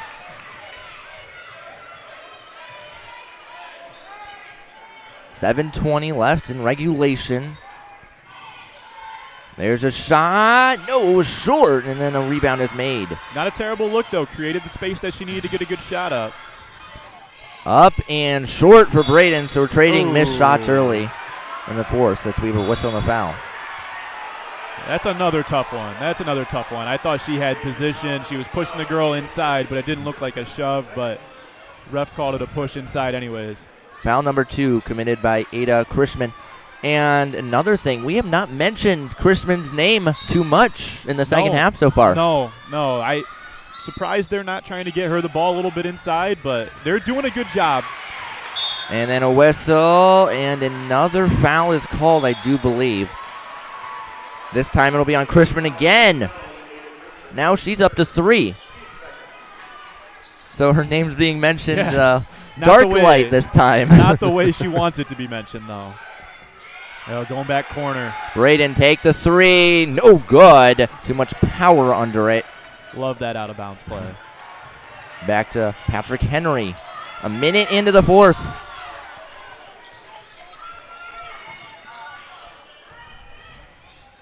Dribble in, go to the hoop. That's going to sneak in. Strong finish. That was Crossland again. Crossland has had a really big second half. She's 8 points in the second half, 16 in total. Yeah, she's one. They're going to need her to keep it going, too. And that's taken away. Watch behind. Up floor, pass it out. No, that's taken right back. No quit with Toledo Christian on that one. That was Markley. Number 10, 11, and 12 for Toledo Christian. Markley, Knightsky, and Braden all having big games for them. And really, outside of them, there's been one other scorer for Toledo Christian, and that's Katie French with 2.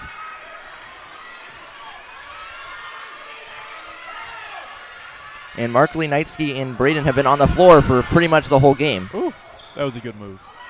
Underneath, whistle and a foul. We're going to get another to see one. Her arms just came down. That's definitely a foul on that one. We're going to get to see Ava Knightsky at the line to shoot for 2 for the first time. That's a tough one to teach. You know, your arms naturally they come down as soon as someone goes into you, but if you got to keep them up. Got to keep them up. Her arms just slightly came down, came forward. They're going to call that. Shot 1 falls. Patrick Henry already up to 3 fouls. 5:36 to go in regulation. 8-point differential on the scoreboard. Shot 2. No good. And Chrisman the rebound. Well, she's going to take it up, too. Chrisman still on the floor, despite having 3 fouls. So both players in this game with 3 fouls are on the floor as that basket falls. That was Nelson. Yeah, I'm willing to bet at this point in the game they're going to keep main players on the court 3-4 fouls. You just got to keep them out there. Need to start digging back. 6 points separates these two teams.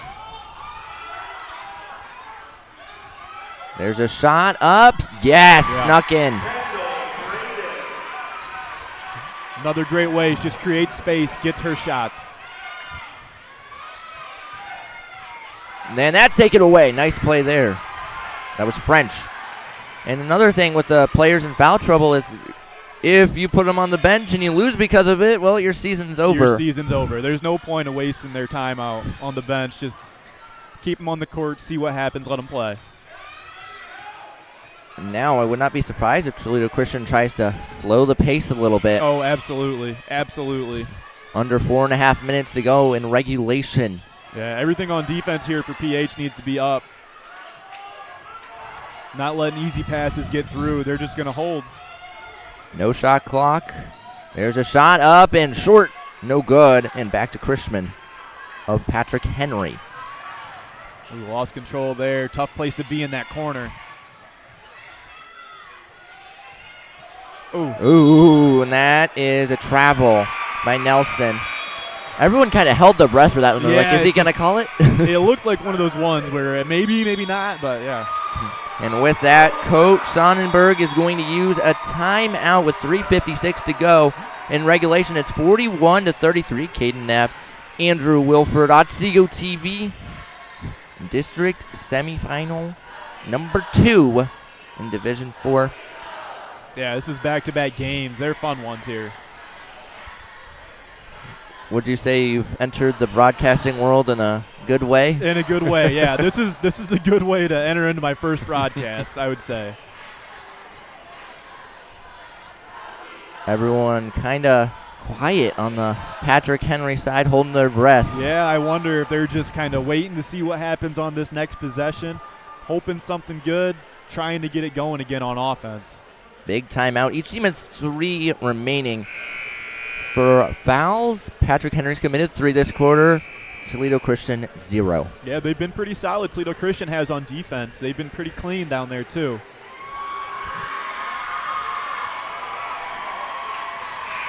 We're going to get both teams trotting back onto the floor. Oh, here they go, up on their feet, trying to get it going. Because if you're all down in the dumps, it's not going to go up. No, you're right. Oh, this is tough. Leaving 2 behind.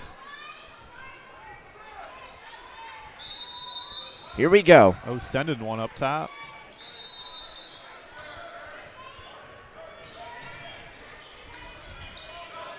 Up the floor. Dribbling around now is Markley. Every time someone stops dribbling, it feels like someone from the crowd yells something. Yeah, absolutely, every single time. They're hoping for something to happen out of it. Especially if it's a situation where they pick up their dribble. Braden now, nice move. Doesn't fool Patrick Henry, though. Yeah, she's got really good handles. 3:15 left in the fourth. Pass it away inside. Oh, out of bounds. Staying here. Toledo Christian, if they can just dribble around like that, they'll take it. They could. They could. a lot of the times when teams blow lead, it's because in high school at least, it's because they take not enough time and they decide, oh, I actually want to go up and try and take a shot. Yep, absolutely. It's a lack of patience with that, and they get a little antsy, a little over-urgent, and they end up blowing those leads just because they're trying to do too much almost. Up for Patrick Henry. Coach Carroll for Otsego, that was a big emphasis for him early in the year after they blew those back-to-back games. Yeah, they've really been playing well here, too. Tournament time is a good time to pick it up. Yeah, they've had a great second half of the Absolutely. year. Taking on Archbold tomorrow night. That'll be a fun one, too.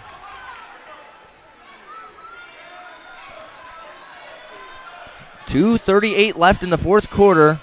Patrick Henry bringing the full court.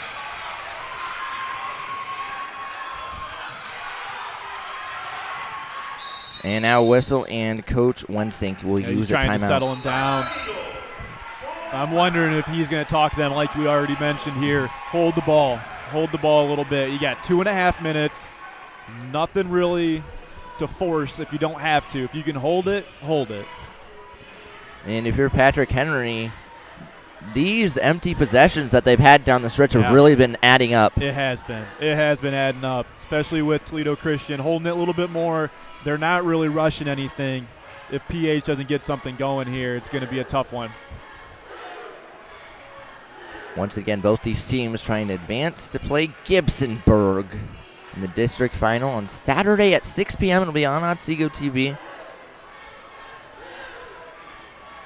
As really both sides, once again, are still quiet. They're like, we're getting it's right down like to they're all it. Collecting themselves. Everyone's taking a breath, waiting to get back into the game.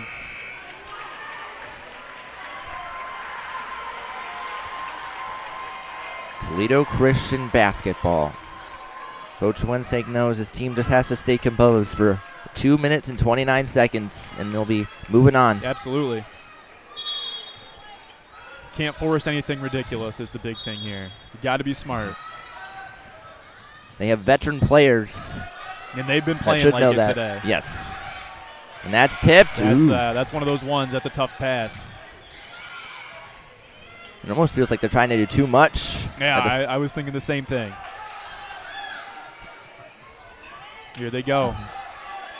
Approaching the 2-minute mark. Yeah, I'm wondering. And didn't see it coming. Other side of the floor. That's going to count. That was great way Gildy. To chip away at it. Ooh, almost take it away. I thought she almost stepped out there. And then take it. Away. Other side of the floor. Back-to-back buckets for There we go. We got another game. Patriots. And all of a sudden, this side of the floor, the Patriots side, is going nuts. Oh, yeah. That's exactly what they needed. I'd expect a lot of pressure here from Patrick Henry coming out. Toledo Christian needs to figure out how they want to handle the actual basketball here. Can't have any turnovers like that if you're Toledo Christian. A disastrous series of events for them. Absolutely. Exactly what Patrick Henry needed, though, to get back in this basketball game. 1:44 left in the fourth. Caden Epp, Andrew Wilford, Otsego TV. And really now, all of a sudden, everything completely feels different. If you're Toledo Christian, you're feeling like, oh, we're going to win this. We're up by 7. And now the lead is 2 possessions. They might be feeling a little pressure now. Just minute 44 left in the game. You know, they still have 4-point lead, but a little bit of pressure. That was Gildy who just got the ball away first, and then Nelson the second time. Yeah. And the thing with the Gildy takeaway, it looked like Markley didn't even see it coming at all. No, she came out of nowhere. To be honest, I didn't see her coming until she already poked the ball out. Both sides clapping. Yeah, here comes some pressure. They're going to do whatever they can and not let the ball get across half court. Here we go. 1 minute, 40 seconds. 5 players for Patrick Henry in the backcourt. And then a bad pass back to Patrick Henry. It goes with 95 ticks to go in regulation. This is one of those situations. You're getting pressed like that. You can't always beat it with the dribble. Patrick Henry's doing a fantastic job keeping people in front of them. You gotta pass it through, but it's got to be clean passes. There needs to be more movement from Toledo Christian. Both teams have 2 timeouts. We're under 90 seconds. A basket here makes it a 1-possession game. There's a three. No good. It's a good look, though. If she would have made that, this place would have They've been gone nuts. Yeah. Oh, here's another loose ball. And another takeaway. We're now at 108. Other side of the floor. Pass it out. Nelson takes the three. Splash, splash. Boom goes the dynamite. Woo! Here we go. Casey Nelson has made it a 1-point game with 1 minute and 2 seconds to go. Timeout. Only a 30-second timeout used here by Patrick Henry. I think that's an interesting call. Just try to get them composed. We got a ball game. My goodness. A 8-0 run for Patrick Henry. Yeah, right when they needed it. That was fast. We went from talking about how Toledo Christian, all they had to do was hang on to the ball, and it's a 1-point game now. That's just sports for you, I guess. Yeah, absolutely. That's what makes it fun. Once again, Caden Knapp, Andrew Wilford. Toledo Christian here, if they want to beat this press, they got to get the ball moving. They can't expect to just dribble and beat it. I would almost inbound it, get about halfway up and call timeout so you can inbound it into the front court. You got to. It's an interesting thought. There's the inbound. Oh, here we go. Ooh. Here we go. Up floor, they get across half court. Braden, nice shot. Yep. Oh, no, wow. couldn't fall. And back to Patrick Henry. Oh, a lot of contact underneath. And then we get a foul. A lot of contact underneath. I'm surprised it took that long. I know at tournament time, you don't always want to make those calls, but yeah, for sure that was one. The guilty party was Braden, her second. 45.8 seconds to go. Here we go. Everyone on their feet. Playoff basketball at its finest. Tournament basketball, just gotta whatever you keep want it to call clean. it. That's a tough pass there. 32 seconds. There's a three. Gildy, short, no good. And the rebound by Markley, who will get fouled by Gildy. That's 4 for Patrick Henry there. That's tough, but it makes Toledo Christian have to take the ball out. They got to go the length of the court again. 25 seconds even.